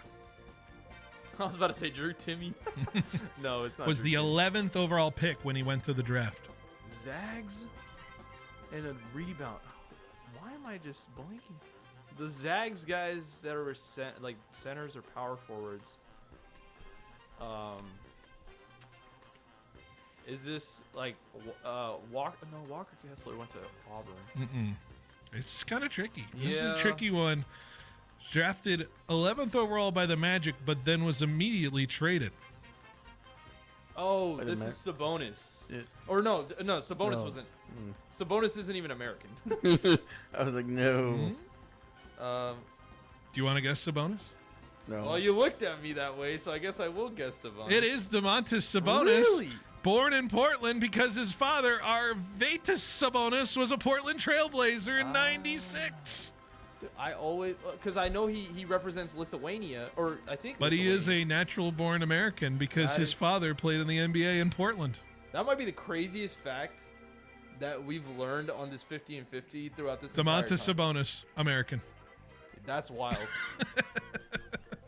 I'm like, Sabonis is not American, I guess. But then you looked at me, so I was like, maybe it is Sabonis. You're right. I had to give it because That was crazy. keep it rolling. All right, this next athlete from the state of Oregon has won AP Rookie of the Year in the NFL, second all-time in passing yards by a rookie ever. Holds a record for most passing yards in his first 5 seasons of his NFL career. So this is the one that I know. Probably. Yeah. Jorge, you got any yeah, guess? should I just Play the game a little bit? Yeah, let Jorge play the game because I think this is a interesting one. By a rookie. Yeah. Can you tell me what he played for? Okay. I can tell Drafted you, 6th overall in the 2020 draft. 2020?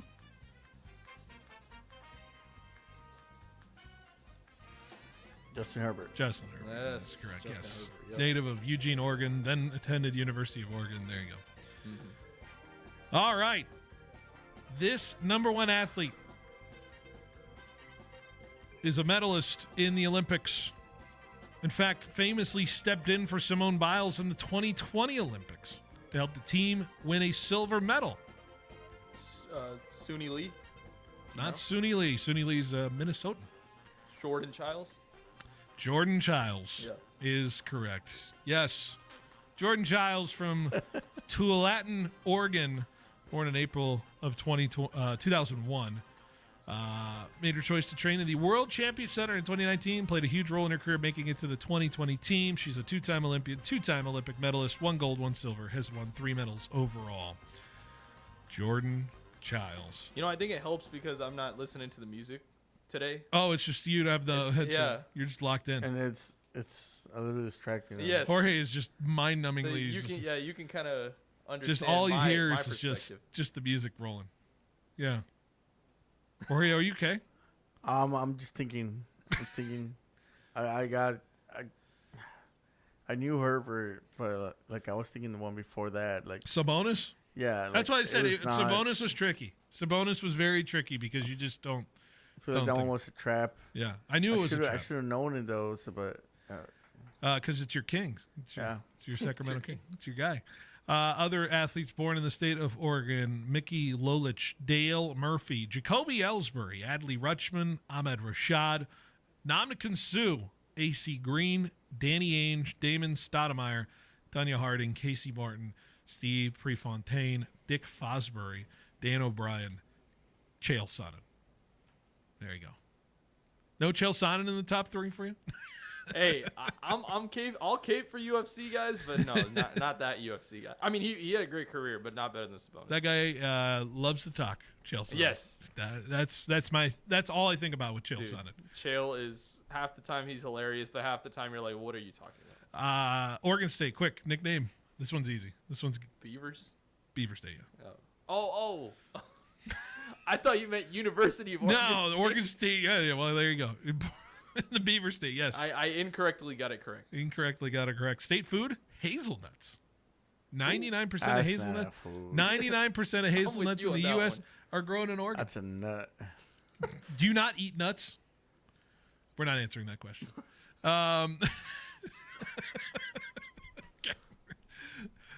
It's not Where even. are we going to?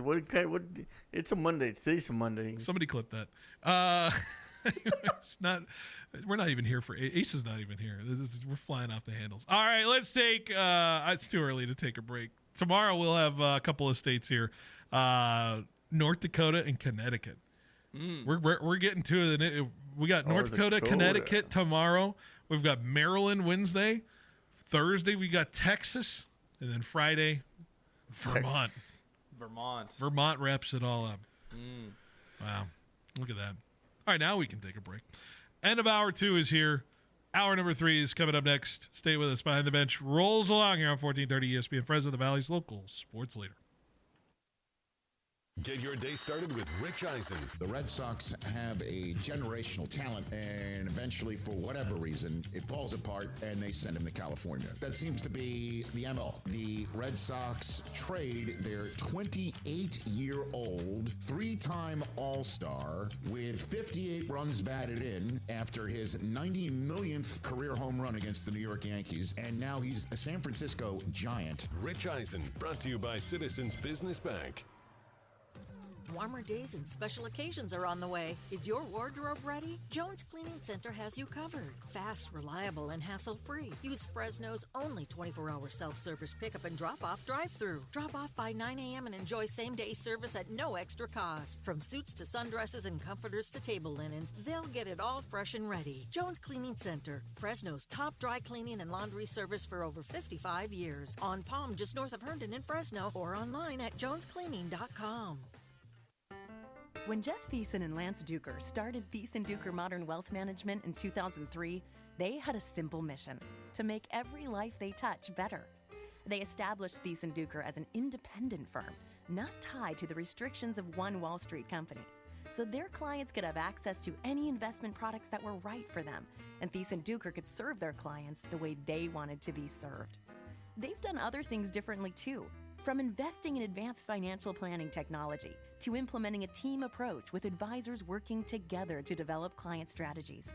And from day one, Thiessen Duker has shared its success with local organizations, making a difference in people's lives right here at home. If you need a financial advisor, or if you are a financial advisor and would like to know more about how Thiessen Duker could make your life better, please visit thiessenduker.com. The advisors of Thiessen Duker Modern Wealth Management are registered representatives with and securities offered through LPL Financial, member FINRA SIPC. Roger Dunn has the new Callaway Paradigm AI Smoke Drivers to take your game to the next level. State-of-the-art technology. They've created the most advanced driver face in the history of Callaway Golf. The AI Smart Face is designed to create a sweet spot, and not just the center, but all over the face. AI Smoke Drivers, fairway irons, and putters. The AI Smoke Driver, it's sweeter from every spot. Paradigm AI Smoke Drivers. Remember, you're always number one at Roger Dunn. At FFB, we know behind every business is a person. That's why we're more than a bank. We're a partner, a farming-focused bank for hard workers, a future-forward bank for big dreamers, and a family-friendly bank for the next generation of owners. From first ideas to major milestones, we're here to help you chase your goals and score big. So what can FFB mean for your business? Find out at ffb.bank. That's ffb.bank. FFB Bank. Let's win together. Stepping up to the plate, it's Richard's Prime Ribbon Seafood, the original, a true family-run restaurant, serving slow-roasted certified Angus prime rib, hand-cut steaks, and the freshest seafood since '69, a winning tradition. Richard's Prime Ribbon Seafood is now open for lunch Wednesday through Friday and dinner Wednesday through Saturday, so you'll never strike out on a great meal. Richard's Prime Ribbon Seafood, a Valley dining tradition, because when it comes to great food and family, they always hit it out of the park.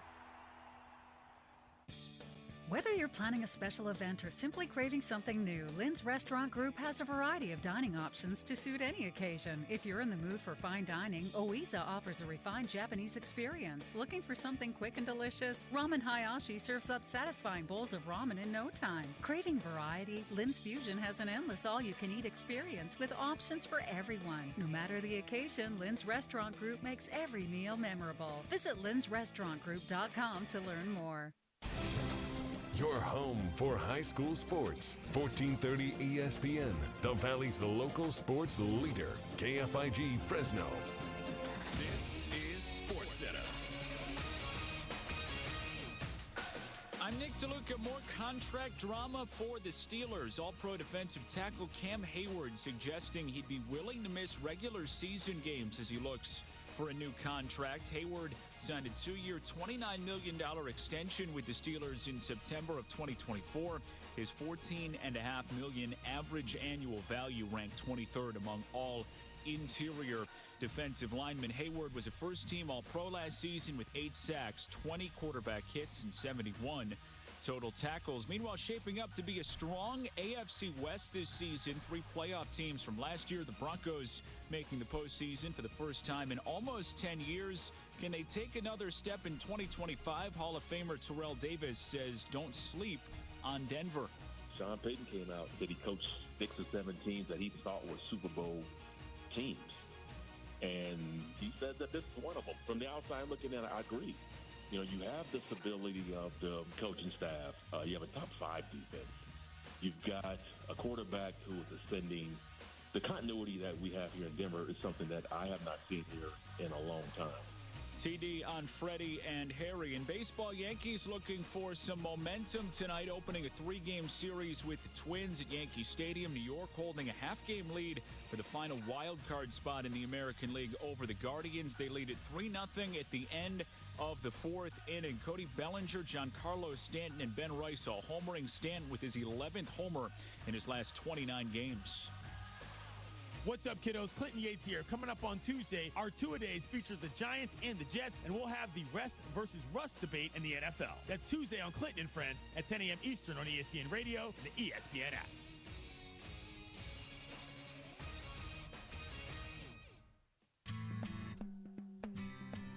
He's got the knowledge. Because once again, I have to come on there and talk about how right I am once again. In anything that it comes to sports. He's got the questions. I'm going to lose it. Are you kidding me? What are we doing here? He's got the guests. 20th head coach in Fresno State history here, man. Is it hard to believe sometimes still the 20th head coach here in program history? It's all moved really quickly here over the course of the last 5-6 weeks. But super excited to be here. Phil Benotti is the voice for the Central Valley sports leader. Behind the Bench starts now. Brought to you by Helena Agri.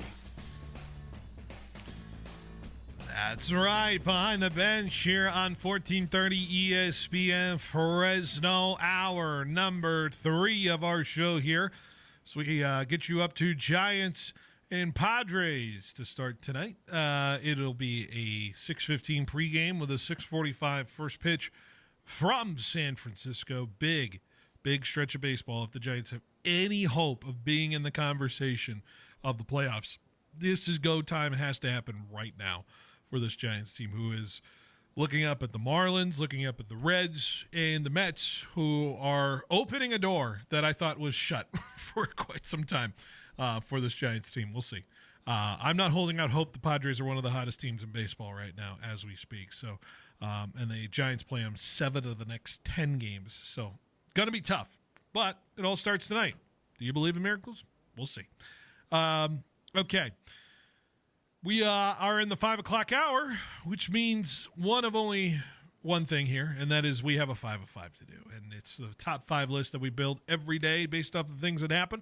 Of course, we have one bit of news that has come across in the college football landscape. The preseason AP poll has been released today in college football. I can give the preseason top 25 to you guys, and then we can get into our 5 of 5, which is my 5 of who got robbed in this preseason. Well, where the AP got it wrong, per se, as far as that's concerned. Here we go. Preseason top AP poll looks as this. Here's the top 10. Texas at number 1, 25 first-place votes. Penn State at 2 with 23 first-place votes. Ohio State's got 11 first-place votes, the defending national champs. They're at number 3. Clemson's got 4 first-place votes at 4. Georgia got a first-place vote at 5. Notre Dame with no first-place votes at 6. Oregon did get a first-place vote, but they're still at 7. Alabama, LSU, Miami round out the top 10. Then you got, in the bottom half, Arizona State, Illinois, South Carolina, Michigan, Florida, SMU, Kansas State, Oklahoma, Texas A&M, Indiana round out the top 20. Then to the top 25. Ole Miss at 21. Iowa State at 22. Texas Tech, Tennessee, and Boise State getting into the top 25 in the AP to start the year. Let's start our conversation about this AP top 25 with our 5 of 5, and let's roll the intro. It's time now for Phil's 5 at 5. Of course, we try to create opinions about this and where it goes. This is where the sports writers sit as far as that's concerned on the preseason poll, which I argue this, and I'll argue it to death. To me, this is the most useless poll in the history of sports in terms of rankings and everything like that. Because I quite frankly don't think anybody can project what the volatility of college football will present. I guarantee you one of those top 10 teams is going to be a 7-5 team this year. I guarantee you that. I think it's like clockwork every year. One of those teams are going to be up there in terms of that.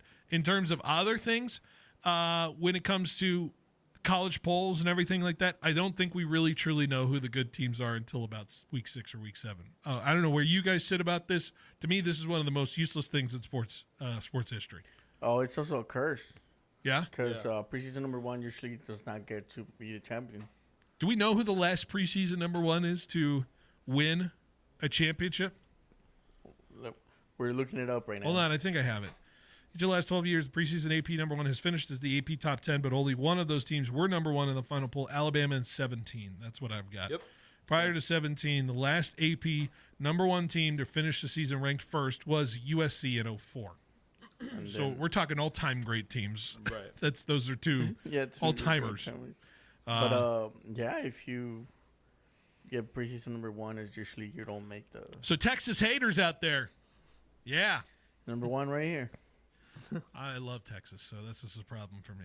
I ride or die Texas ever since they beat USC in that 20 years ago. It's a more love of convenience. Vince Young, my favorite college football player. I hate ever watched. Texas. I know. I got up extra early to go watch that game. Where were you? I was in to Iraq. Wake up early. I was in Iraq. Wow. Just gotten there like a few weeks earlier. Yeah.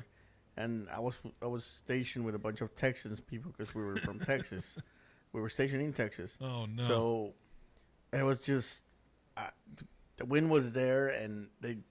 I was. Was it Lendell White? Who did Lendell White get stopped on a 4th down to give Texas a chance, or something happened, or did he fumble? Because he didn't give it to Bush. Yeah, they went with Lendell White. It was the other way around, I think. I thought it was Lendell White in a short yardage situation. Something big like Lendell that. White. Yeah. Well, it was the same thing that happened. That would have iced the game, but then Texas ended up getting a possession back. It was the same thing that happened with when he didn't win the Super Bowl. Yeah, against the Patriots. Regardless, All right, let's go quickly because I know we have a guest coming up here. right. So we go top 5 teams we think the poll has gotten wrong, and we'll go with number 5. Number 5. And I'll start this with Oklahoma. I think this is a respect to the brand. I still don't know what Oklahoma has in terms of what they have with their coach and with their players. I don't trust them. I don't believe in them until I see actual signs of life under, what is it, Venables, the coach, as far as that's concerned. A lot of mystery around Oklahoma this year. I think they get 18 because they simply just have the logo, in my opinion. But I could be convinced otherwise. But to me, they seem like a mess. I don't want to believe it until I see it with Oklahoma. Yeah, they're a little higher on my list. My number 5 in terms of teams that I don't think are placed right. I think Alabama is slightly overrated. I don't think that Alabama's defense has shown progression. They showed clear regression last year. They were ranked 52nd in run defense, and they allowed scores on 85% of red zone trips on opponents. They have a tough schedule. They did just lost Jalen Milroe. I don't know if that's a positive or a negative in the quarterback room, but that's kind of where I'm at. I think Alabama is slightly overrated. I think they may be I would put them below LSU for sure. Well, or Jorge, you got any way in there as far as the bull? Or? I don't know if Miami has anything to do in the top 10. Miami top 10, is that what you're saying? Yeah, why are they top 10? Because of what they did last year, probably, but... You know, they start the season 8 straight weeks of them playing in Florida. They play in the state of Florida. That's why they get most of their wins. Yeah. The same thing with Texas. Good on them. They get the schedule. Miami, we'll see. Maybe they are one of the 7-5 top 10 teams. I don't know. We'll see. Number 4. I got Boise State here. I think they're in here simply on the brand as far as that's concerned. But Boise State, to me, is a team that is going to try to figure it out talent-wise. I'm not saying they're a bad team. I just don't know if I could be convinced that they are a top 25 team. I think this is simply a respect pick. I think this is a pick where you got to have a group of 5 representation maybe in the AP, and maybe that's where people are putting it. And sure, Boise, 25. That's where everybody kind of ranked them in the AP in that sense. And but I'm not convinced that Boise is a better team, or I'm more convinced that Boise is a worse team than last year's team. Is it the top 25? I don't know. I feel like I could be convinced there's a different team that deserves to be there than Boise. Yeah, I can see that. I think the losses that they have along that offensive field is very tough. My number 4, it's your number 5, Oklahoma. I think they did get 2 really good transfers. Cal running back Jaden Ott is a really good transfer in my opinion. Love me some Ott to go. From Washington State, John Mateer. They both show promise, but I think that offensive line still has a lot of question marks, and I don't know how much those 2 guys are going to make a difference if that offensive line isn't good in the first place. And then they also have a brutal schedule. They play Michigan, Texas, South Carolina, Ole Miss, Tennessee, Bama, and I think if you combine that with a lack of proven playmakers, I don't know if we even see this team. Maybe I think this team could hit 7 wins or something. Yeah. So that's my number 4. Gotcha. Anything to add there, Jorge? Or? No, I just think BYU should have been there instead of Boise. BYU? Yep. No group of 5. It wouldn't be in there if you put BYU in there. But maybe there's people, the group of 5 defenders out there that just want to make sure they're there. I don't know. Number 3. I'm doing it just simply because I never trust what that program's doing. But they could have all the talent in the world, and I couldn't be convinced Florida will play up to their potential. Florida 15 to me, I'm not. That's another one of those situations where I'm like, I understand the talent level that's there with Florida and what they're bringing in. But you cannot convince me that I can trust Florida to be up there by the end of the season. If you don't trust DJ Lively? I just don't trust it. I just simply do not, after what I've seen the last few years with Florida and their program. But like I said, this is just me doing it based solely off of the vibes of what Florida has given me over the last few years. But I could be proven wrong. Florida could be one of those sleeper contender teams from the SEC. But I do think DJ Lively is very good. I think the coaching staff is where I have issues. It's exactly where I'm at with Florida. Yeah, That's why I have them at 3. Yeah. So my number 3, I'm going to go for a team that I think is underrated. I think it's number 20, Indiana. Mm-hmm. I think if you look at this team, their only major hurdles this season are going to be Iowa and Penn State. But also they get a transfer quarterback, Fernando Mendoza from Cal.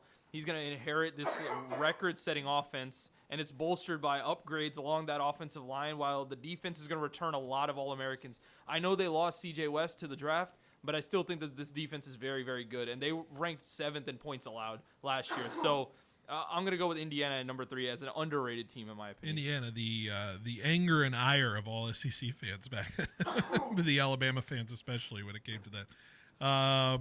Jorge, you good? Yeah, I'm good. I'm thinking I'm all right now. Okay. All right. I'll let you recover there. We'll just go to number 2 here. Number 2. Excuse you. Ohio State. I think they've lost a couple coordinators, right? Their coaching staff's a little depleted.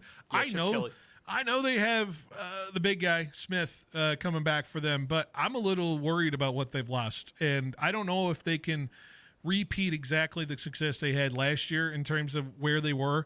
Obviously, winning a national championship, it's hard. They have the target on them. I don't believe they are going to be a top 5 team this year with all the stuff that is not returning for them. Smith can be incredible, but to me, I do wonder what they have in terms of the lack of continuity. They're coming back with the coaching staff, per se, and that's why I'm pinpointing Ohio State. Even though Ryan Day's back, I just, could be one of those seasons at Ohio State. I think the receiving core is just too elite for me personally to put them in this scenario, that they might fall off. I think Jeremiah Smith and who's their other wide receiver that they have? Carnell Tate. Mm-hmm. Both of those guys are just too good in my opinion. And the quarterback situation is weird because now you have 2 guys who are still battling for that QB1 role, but I think Ohio State's just going to be too good this year, just based off of who they have coming back. Yeah. My number 2 is Kansas State. I think Kansas State's a little underrated. Avery Johnson, quarterback for Kansas State, he showed growth as a leader and a passer, and he's paired with a deep backfield and a strong receiver group, and I think it's going to give Kansas State in this Big 12 that's kind of up in the air a lot of offensive attack and a balanced one. I still think they have a dominant defensive front, and they have a standout linebacker and Austin Romaine who's going to anchor that team. So I think Kansas State could be one of those underrated teams that I think can definitely make the college football playoff and be a little bit better than what they are. And they're going to have a tough test early on with Iowa State and Dublin. So we're going to see early on if this team is going to be as good as they are. Kind of can't wait to see them. They're going to be interesting for sure. Number 1. I got Arizona State at the 11 spot as my number 1 pick, just simply because I think they overperformed last year with what they had. I think Cam Scadaboo is just one of those guys you just cannot replace in terms of that, and I think that's the lifeblood and the heart and soul of that team. I know Kenny Dillingham's got something working with that. I know they've added top targets, including our own Jalen Moss, to that roster as far as that's concerned, but I just wonder if it's going to be one of those swoon years, 8-4, 7-5-ish years in terms of Arizona State. It was a magical run as far as that's concerned, but it just kind of feels like, if you want to go real convinced, like I'm going back to like Auburn 2013-ish. Sometimes those things that they pulled off with Arizona State last year were a little too much of the storybook side of things. I think 11's high. I could be convinced of them being in like the top 18. I just think Arizona State's a little too high for me there, and that's why I'm going with them at number 1. Yeah, I think Cam Scadaboo was probably one of my favorite players from last year in terms of college football in general, and that is a tough person to replace. But I still think Jordan Tyson and Sam Levitt are going to be a good enough duo to make teams think about them for sure. My number 1, he said it earlier, Miami at number 10.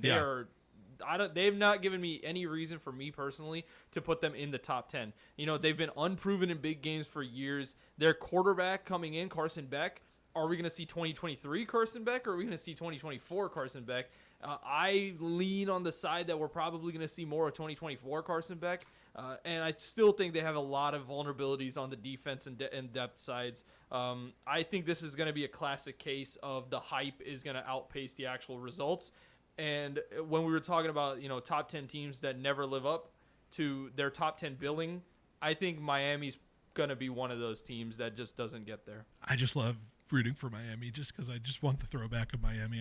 I grew up in an era where Miami was Miami, and I just kind of yearning for a day like that. So maybe I'm a little biased in terms of just rooting for Miami to be back to Miami, but I don't know if I'll ever get that as far as it's concerned. My number 1 is the disrespect that USC's getting, man. Oh, okay, all right. Come on. Get out of here. Not even in the top 25. What is it? The Indiana's in When's the the top last 25. time USC was not even in the top 25? Indiana. Actually, it just broke a streak. Yeah, I was about to say. It's been in the top 25 for 5 years. I was about to say, it's been a while. But anyways, Jorge, I'm playing you out with the music. Yeah, whatever. Because That you know was what? Phil's 5 at 5. Goodbye, Jorge. I'll always make fun of USC. I can't wait. I'm sorry, Jorge. I know you love USC, but we'll be back. Sure. All right. Good luck. We're gonna take South will race again. All right. We're gonna take a break, and when we come back, Dylan Morgan's gonna join us on the Lee's Air Hotline from KC24. So, Dylan Morgan next on 1430 ESPN. Giants baseball is here. Chapman, it's a drive out to left center field. At the wall, it is gone! Your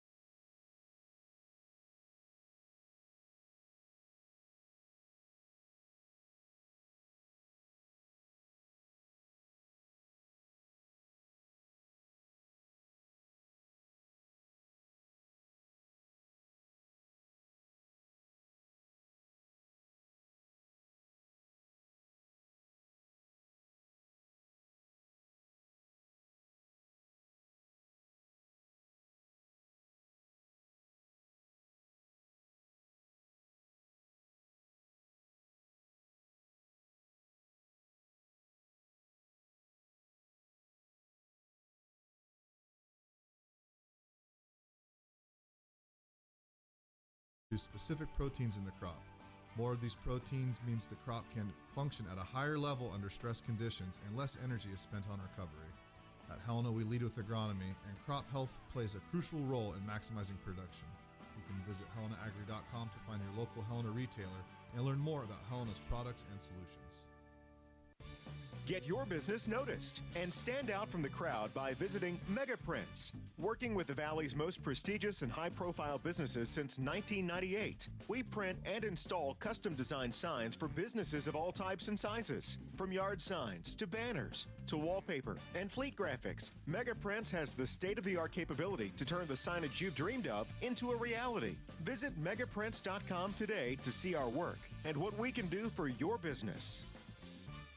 From breezy linen to performance polos, the Patrick James Summer Collection defines cool, effortless style. It's where classic West Coast spirit meets modern refinement. Discover timeless looks from brands like Faraday, Johnny O, Martin Dingman, alongside staples from Tommy Bahama, Robert Graham, and our signature Patrick James line. Made for the man who values quality, confidence, and the art of dressing well. Patrick James, California's sophistication. On Shaw, inside Fresno's Fig Garden Village.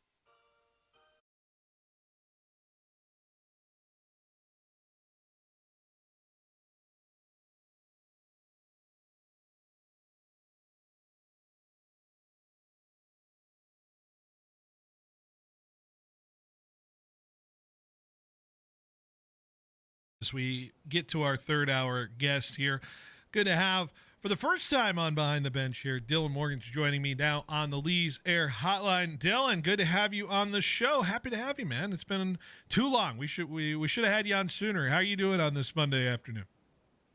Nah, man, no worries at all. Thank you so much for having me up here, Phil. I'm excited. Let's get to it. Yeah, let's talk shop. First of all, before we get into the Fresno State side of things, I want to get your take, Jenna. You're a college football junkie. I can tell. You love your college football.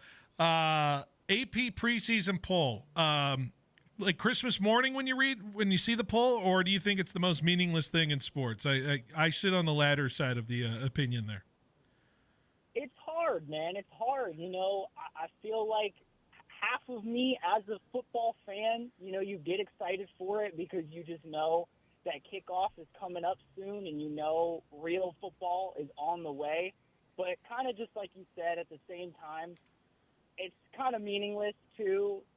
We all know that you got to line it up and play anyways. And I think I saw the stat, like 19 out of the last 21 number one teams never finished number one either. So it's like, you take this one with a grain of salt and just watch how the cards fall after that.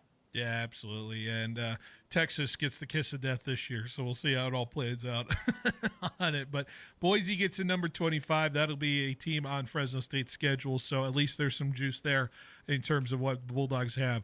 Speaking of the Bulldogs, of course, a big news day for Fresno State.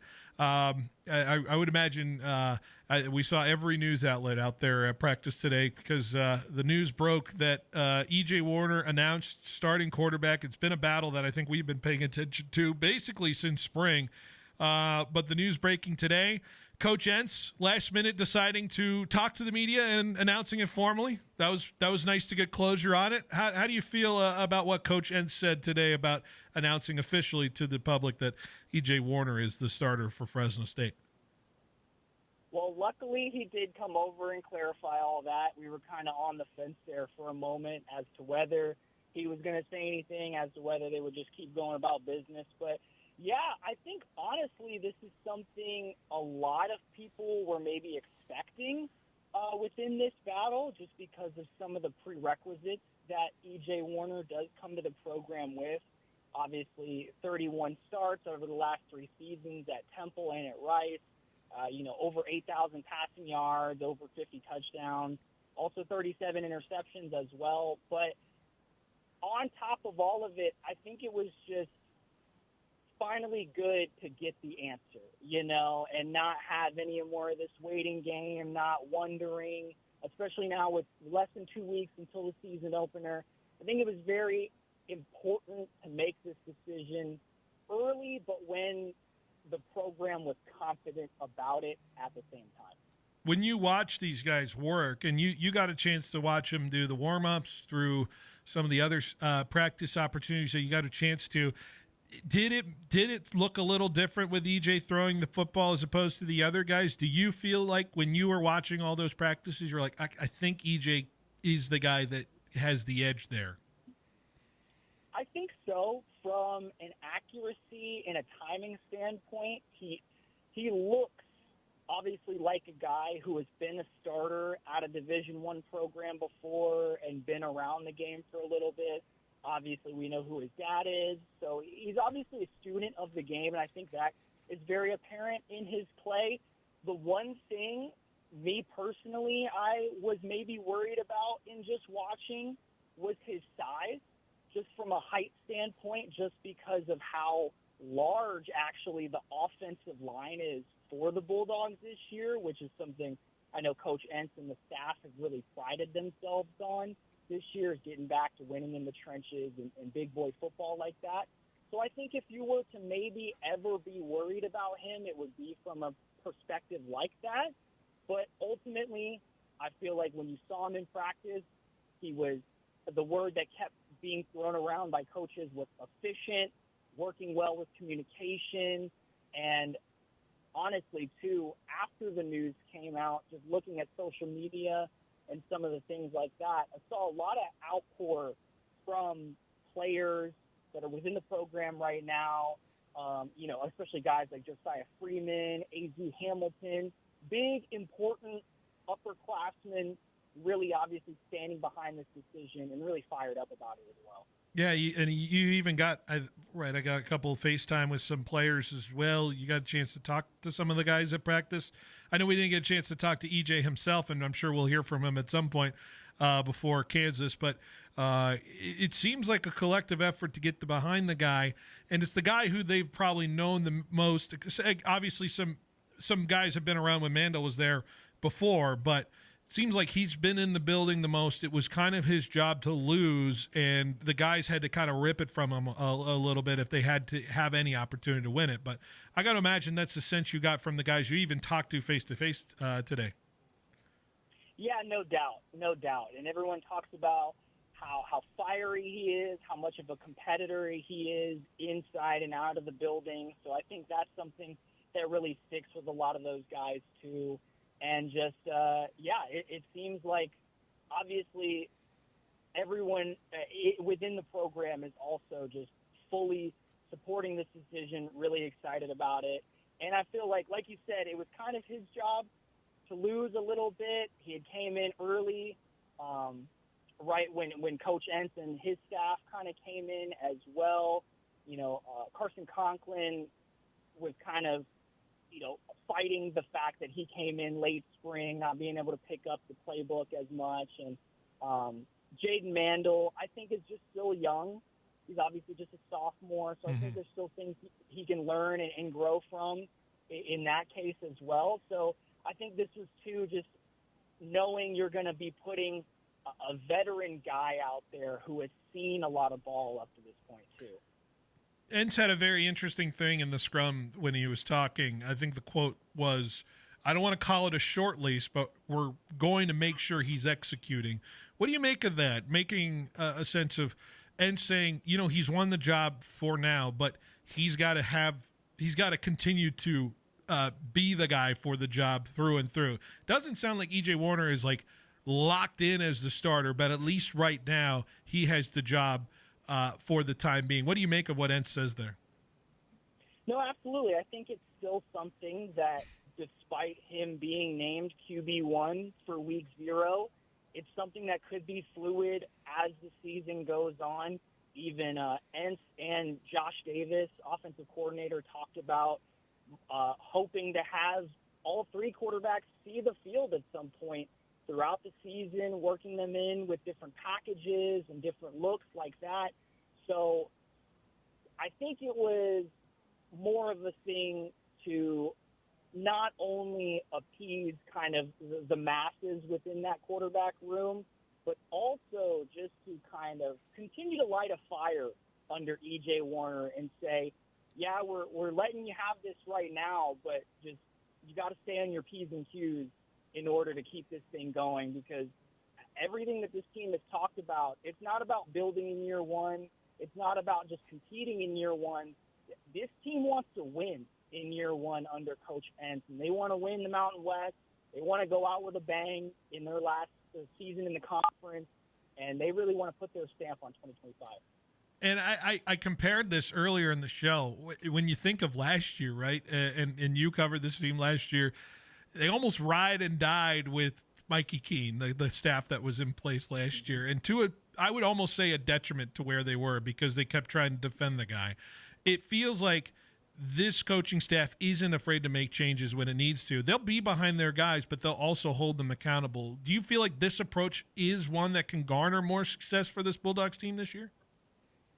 I think so. And I think ultimately, too, if you're EJ, you got to feel a bit better of the fact that this isn't really all on your shoulders to go win, I feel. I think this is more of, we're going to put you in the best position possible to make all of these other guys play at their highest value that they can get out of them. Obviously, guys like Bryson Donaldson, you got new guys like Rayshawn Luke in the backfield. We know about some of the receivers with Josiah Freeman, Josiah Aon as well, Jalen Farrar.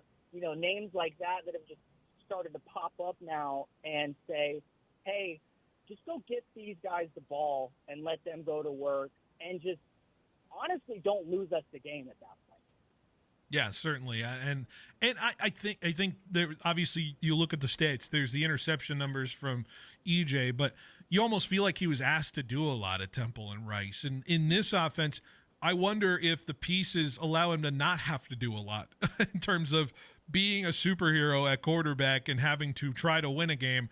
The talent level around him feels like it's a different feel as opposed to previous Fresno State teams where it feels like the quarterback elevates. It seems like the talent around can elevate the quarterback.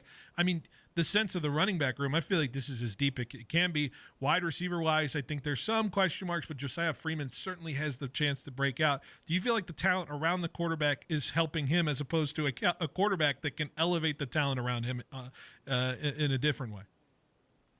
No doubt. And I was, funny enough, after all this kind of transpired today, I was going back and I was looking at some of EJ's film that he had put on tape from Rice, especially this past year.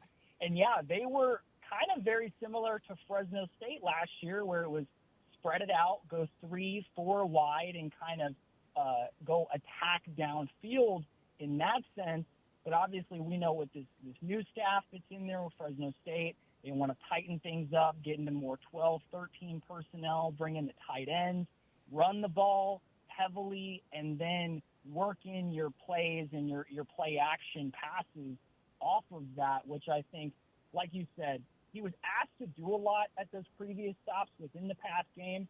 And I think now with this new system, this new offense, and some of the weapons that are around him, he can be more of a facilitator and not have to go out there and be Superman every week. So when we see this team show up against Kansas in 12 days, what's a successful day in your mind for EJ Warner? Obviously a win, but where do you see what do you think is the most important thing out of what Fresno State fans need to see out of EJ Warner for them to feel confident going into the home opener?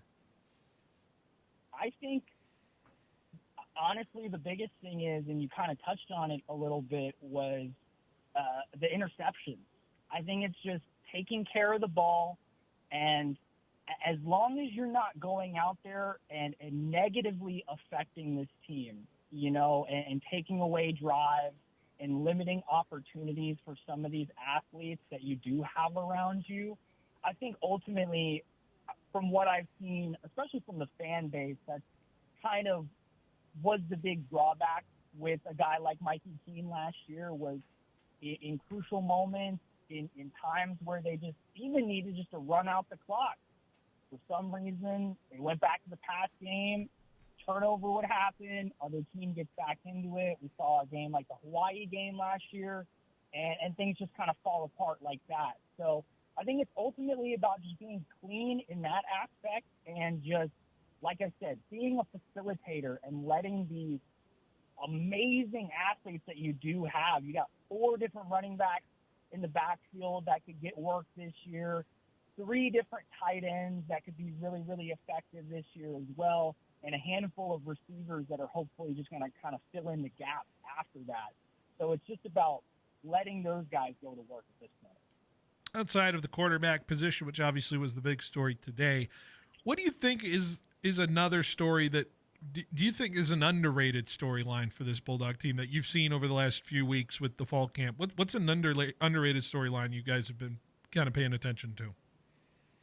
I think for me, it's honestly kind of flipping it over to the quarterback to the defense and going into that linebacker room. We know that they're replacing 2 starters from last year who were very, very productive guys within that system for multiple years.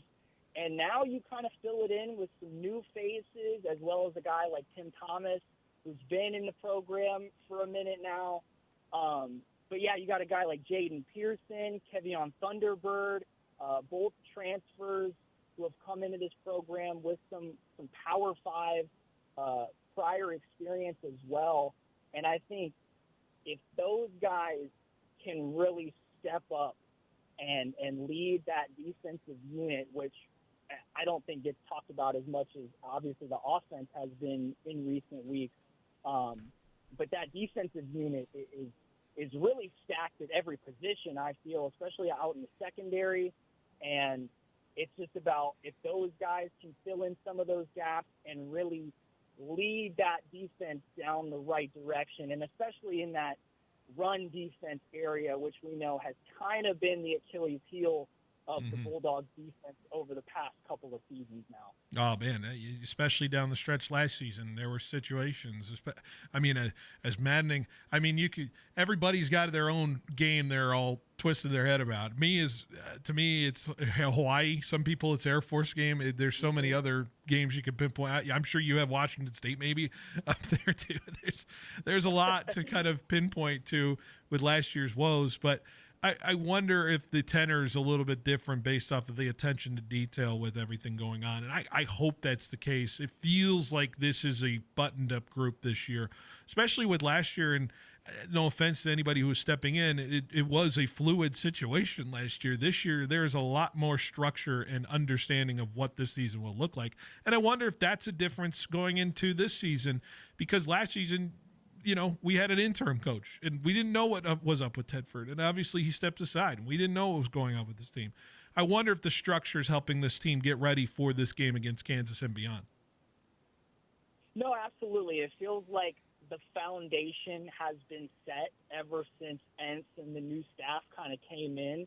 They're very adamant about the goals that they want to accomplish, and they're very confident that they can accomplish those. And I feel like that's just seeping into the mindset and the character of this team and of this program, that not only do they believe that they can go out there and compete, but when I talk to guys, I hear and I see the passion of they truly do believe that they can go win a Mountain West title this season. Mm-hmm. And it would be a nice one to win if it being at the last that they can possibly do before they go into the new Pac-12. Dylan, you guys, obviously you do great work with the Fresno State side. You guys got the Bulldog Insider. I know you guys are getting ready to work on a new show. Any little something that people can expect coming up for you guys with Bulldog coverage? Just expect, we're hoping to give you guys just bigger, better, longer coverage here, because we got lots to talk about during the season, Absolutely. Dylan, where can people find you and what you do at KC24? I'm all over everywhere. I'm on Instagram, Twitter. Obviously, you can go to yourcentralvalley.com. We have all of our Sports Central coverage right in there. But, yeah, if you guys want to follow me, Dylan Morgan TV, anything you guys need to know about Fresno State, as well as anytime Phil wants me back up here, I got you guys. Absolutely, Dylan. The invite is open for sure, and I appreciate you. It was long overdue to get you on the show, and I appreciate you taking the time to come on today. Of course, thank you so much for having me. All right, Dylan Morgan at KC24 with us on 1430 ESPN. All right, let's take another quick break. We'll be right back to wrap up the show next on 1430 ESPN. At Citizens Business Bank, we've been taking a personal approach to banking for over 40 years and are consistently recognized as one of the top performing banks in the nation. Hi, I'm Susan Woosner, Senior Vice President and Manager of Citizens Business Bank in Fresno. We believe in the importance of building long-lasting and genuine relationships with our customers. We want to provide you with the solutions you need to grow your business, because your success is our success. Citizens Business Bank, member FDIC. For 80 years, Fresno Pacific University has been shaping the heart and soul of California as the Central Valley's only accredited Christian university. Today, our deep faith roots and pride in our community drive us to provide affordable, career-relevant education that transforms the lives of our students and the communities they serve. Discover your calling through over 100 undergraduate and graduate programs offered on campus or fully online. Fresno Pacific University. Learn more at fpu.edu. As of today, the 30% federal solar tax credit is still available for homeowners looking to save energy and money, but it's scheduled to be phased out on December 31st, 2025. The time to call Donald P. Dick is now, 255-1644. Let Mr. Cool show you how to drive down the cost of home energy. The deadlines for installing solar and taking advantage of the tax credits are December 31st. Call Mr. Cool at 255-1644. Eat up, buddy. It's almost time for school. You take charge of your home. You take charge of your work. Don't forget to take charge of your gut health too with Nature Made Probiotics. Nature Made has clinically studied probiotics that work with your digestive tract's natural bacteria, so you won't miss a beat in your daily routine. Find us in the vitamin aisle. These statements have not been evaluated by the Food and Drug Administration. These products are not intended to diagnose, treat, cure, or prevent any disease. No matter the time, morning, noon, or night, Black Bear Diner in Fresno has you covered. Breakfast, lunch, and dinner served all day just the way you like it. At Black Bear Diner in Fresno, you can count on them serving up hearty portions that satisfy even the hungriest appetites. Plus, the little Cubs can enjoy their brand new Cubs Corner too. So gather your family and friends, bring your appetite, and make it a meal to remember at Black Bear Diner in Fresno, corner of Sean Martin. Black Bear Diner. At FFB, we know behind every business is a person. That's why we're more than a bank. We're a partner, a farming-focused bank for hard workers, a future-forward bank for big dreamers, and a family-friendly bank for the next generation of owners. From first ideas to major milestones, we're here to help you chase your goals and score big. So what can FFB mean for your business? Find out at ffb.bank. That's ffb.bank. FFB Bank. Let's win together. Are you a business owner struggling to understand how cloud technology can help your business? Are you in need of computer and technology support for your employees? M-Cubed Technologies is your solution for fully managed IT services. 24 hours a day, 365 days a year. M-Cubed will be your partner in the digital world, allowing your business to carry on worry-free. We specialize in cloud hosting, Microsoft 365 management, general IT support, and VoIP phone services. Call M-Cubed Technologies today to discuss our partnerships. Now is a great time to review your company's retirement plan. Do you understand the advisory fees you're paying and the services you should be receiving? Is your current advisor making your life easier by handling your employees' questions for you? Do you receive quarterly investment performance updates? Employers who work with 401k specialists can answer yes. Learn more at thiesenduker.com. The advisors of Thies & Duker Modern Wealth Management are registered representatives with and securities offered through LPL Financial, member FINRA SIPC.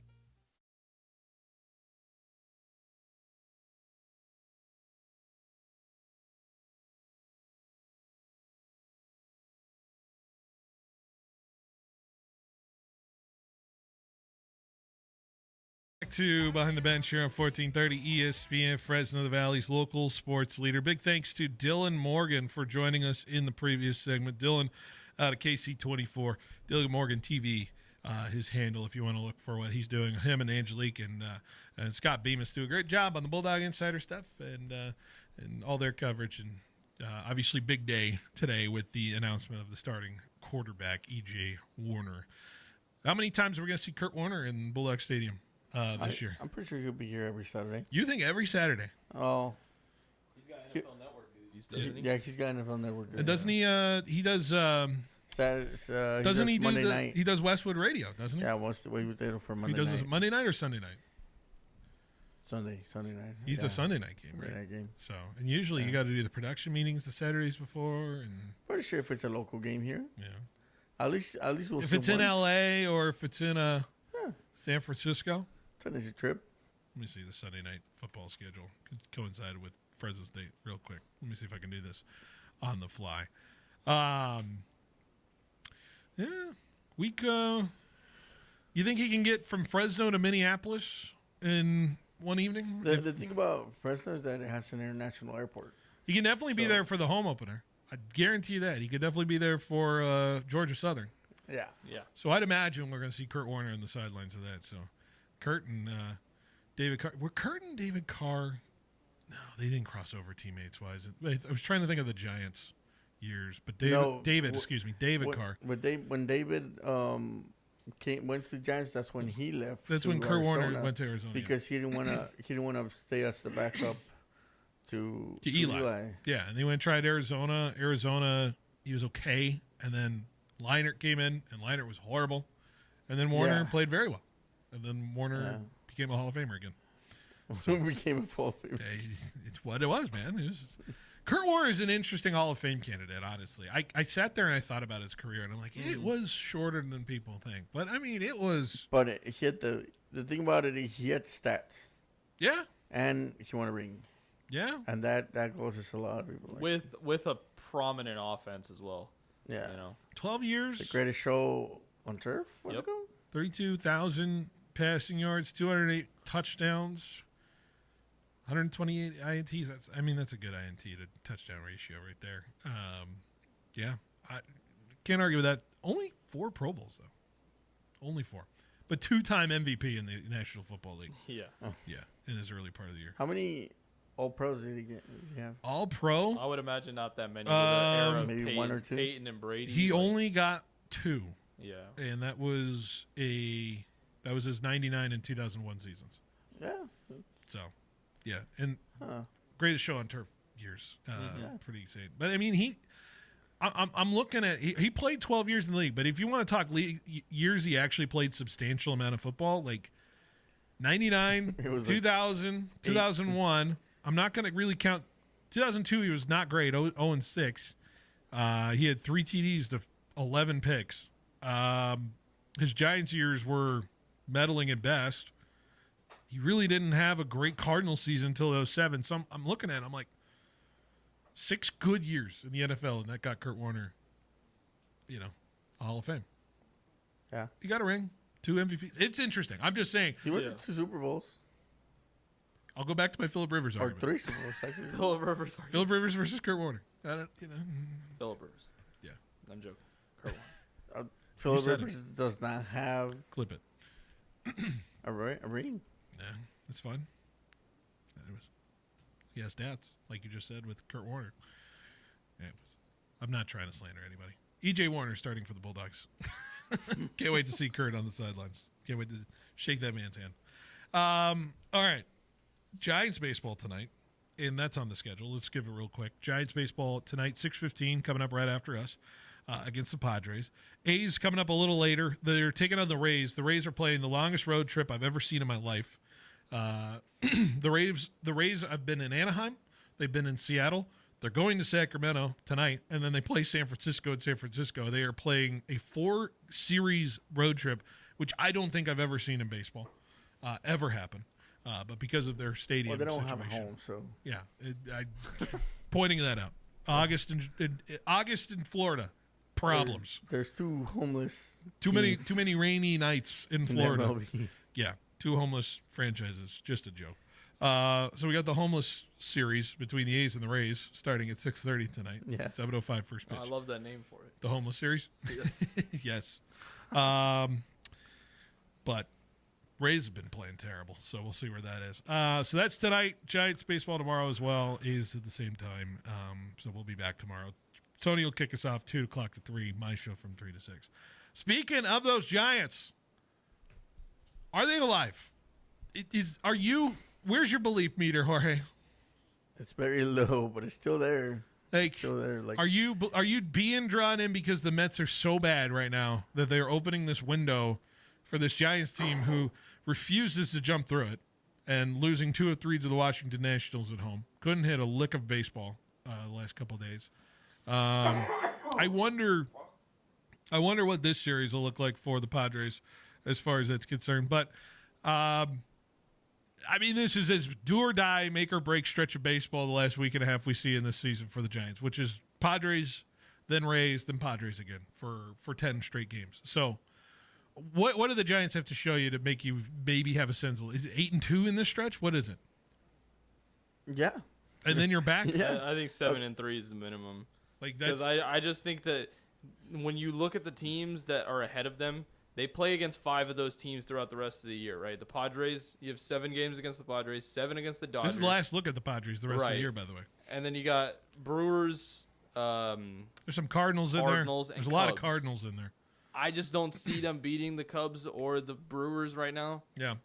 I know the Padres are very hot, but being an in-division rival, I think it's probably their best chance to try and get there. I think in a couple weeks ago, when they were a little bit closer to the picture, I would have had a little bit more confidence. But now they have a couple of, I believe 3 teams are now ahead of them. Marlins, Reds, and then it's the Mets. Cardinals.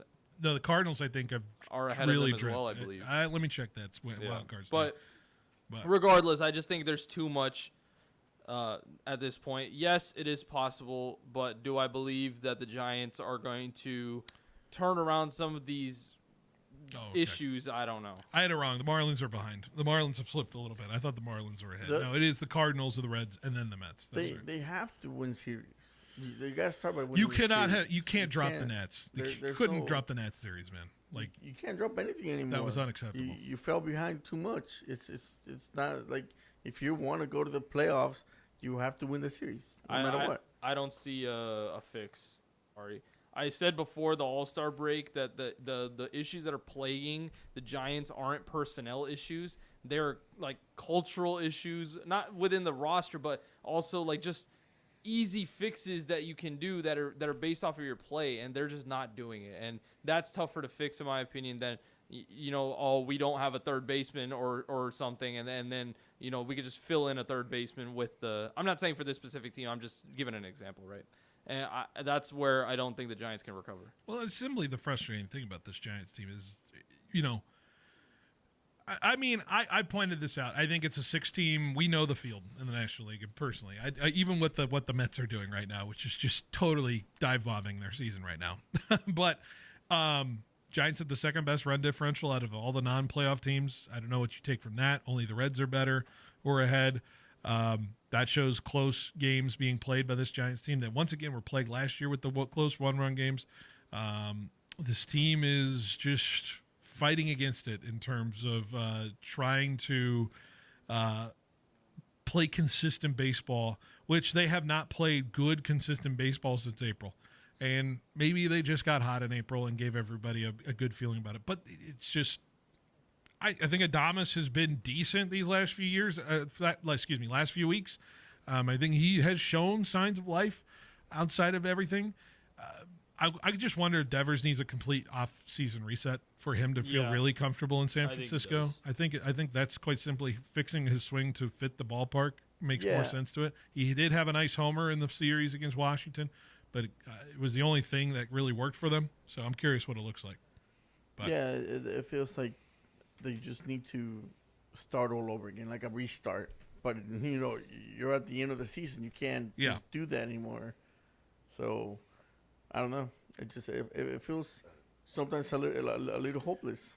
I think this team kind of just went back to its mean, and that hot start at the start of the year kind of got everybody's expectations up to the point where now we're thinking playoffs, and they just weren't a playoff team. Maybe they're the 07 Rockies, and we'll see if they go to win 17 of their last 18 or something crazy like that. I don't know. Was it the Diamondbacks a couple years ago? Maybe, yeah, the 23 Diamondbacks. Giants play tonight against the Padres. Season's on the brink, really, and that's what it is, and that's coming up next. Guys, good show. Great show. See you at 3 tomorrow. Giants baseball next. When Jeff Thiessen and Lance Duker started Thiessen Duker Modern Wealth Management.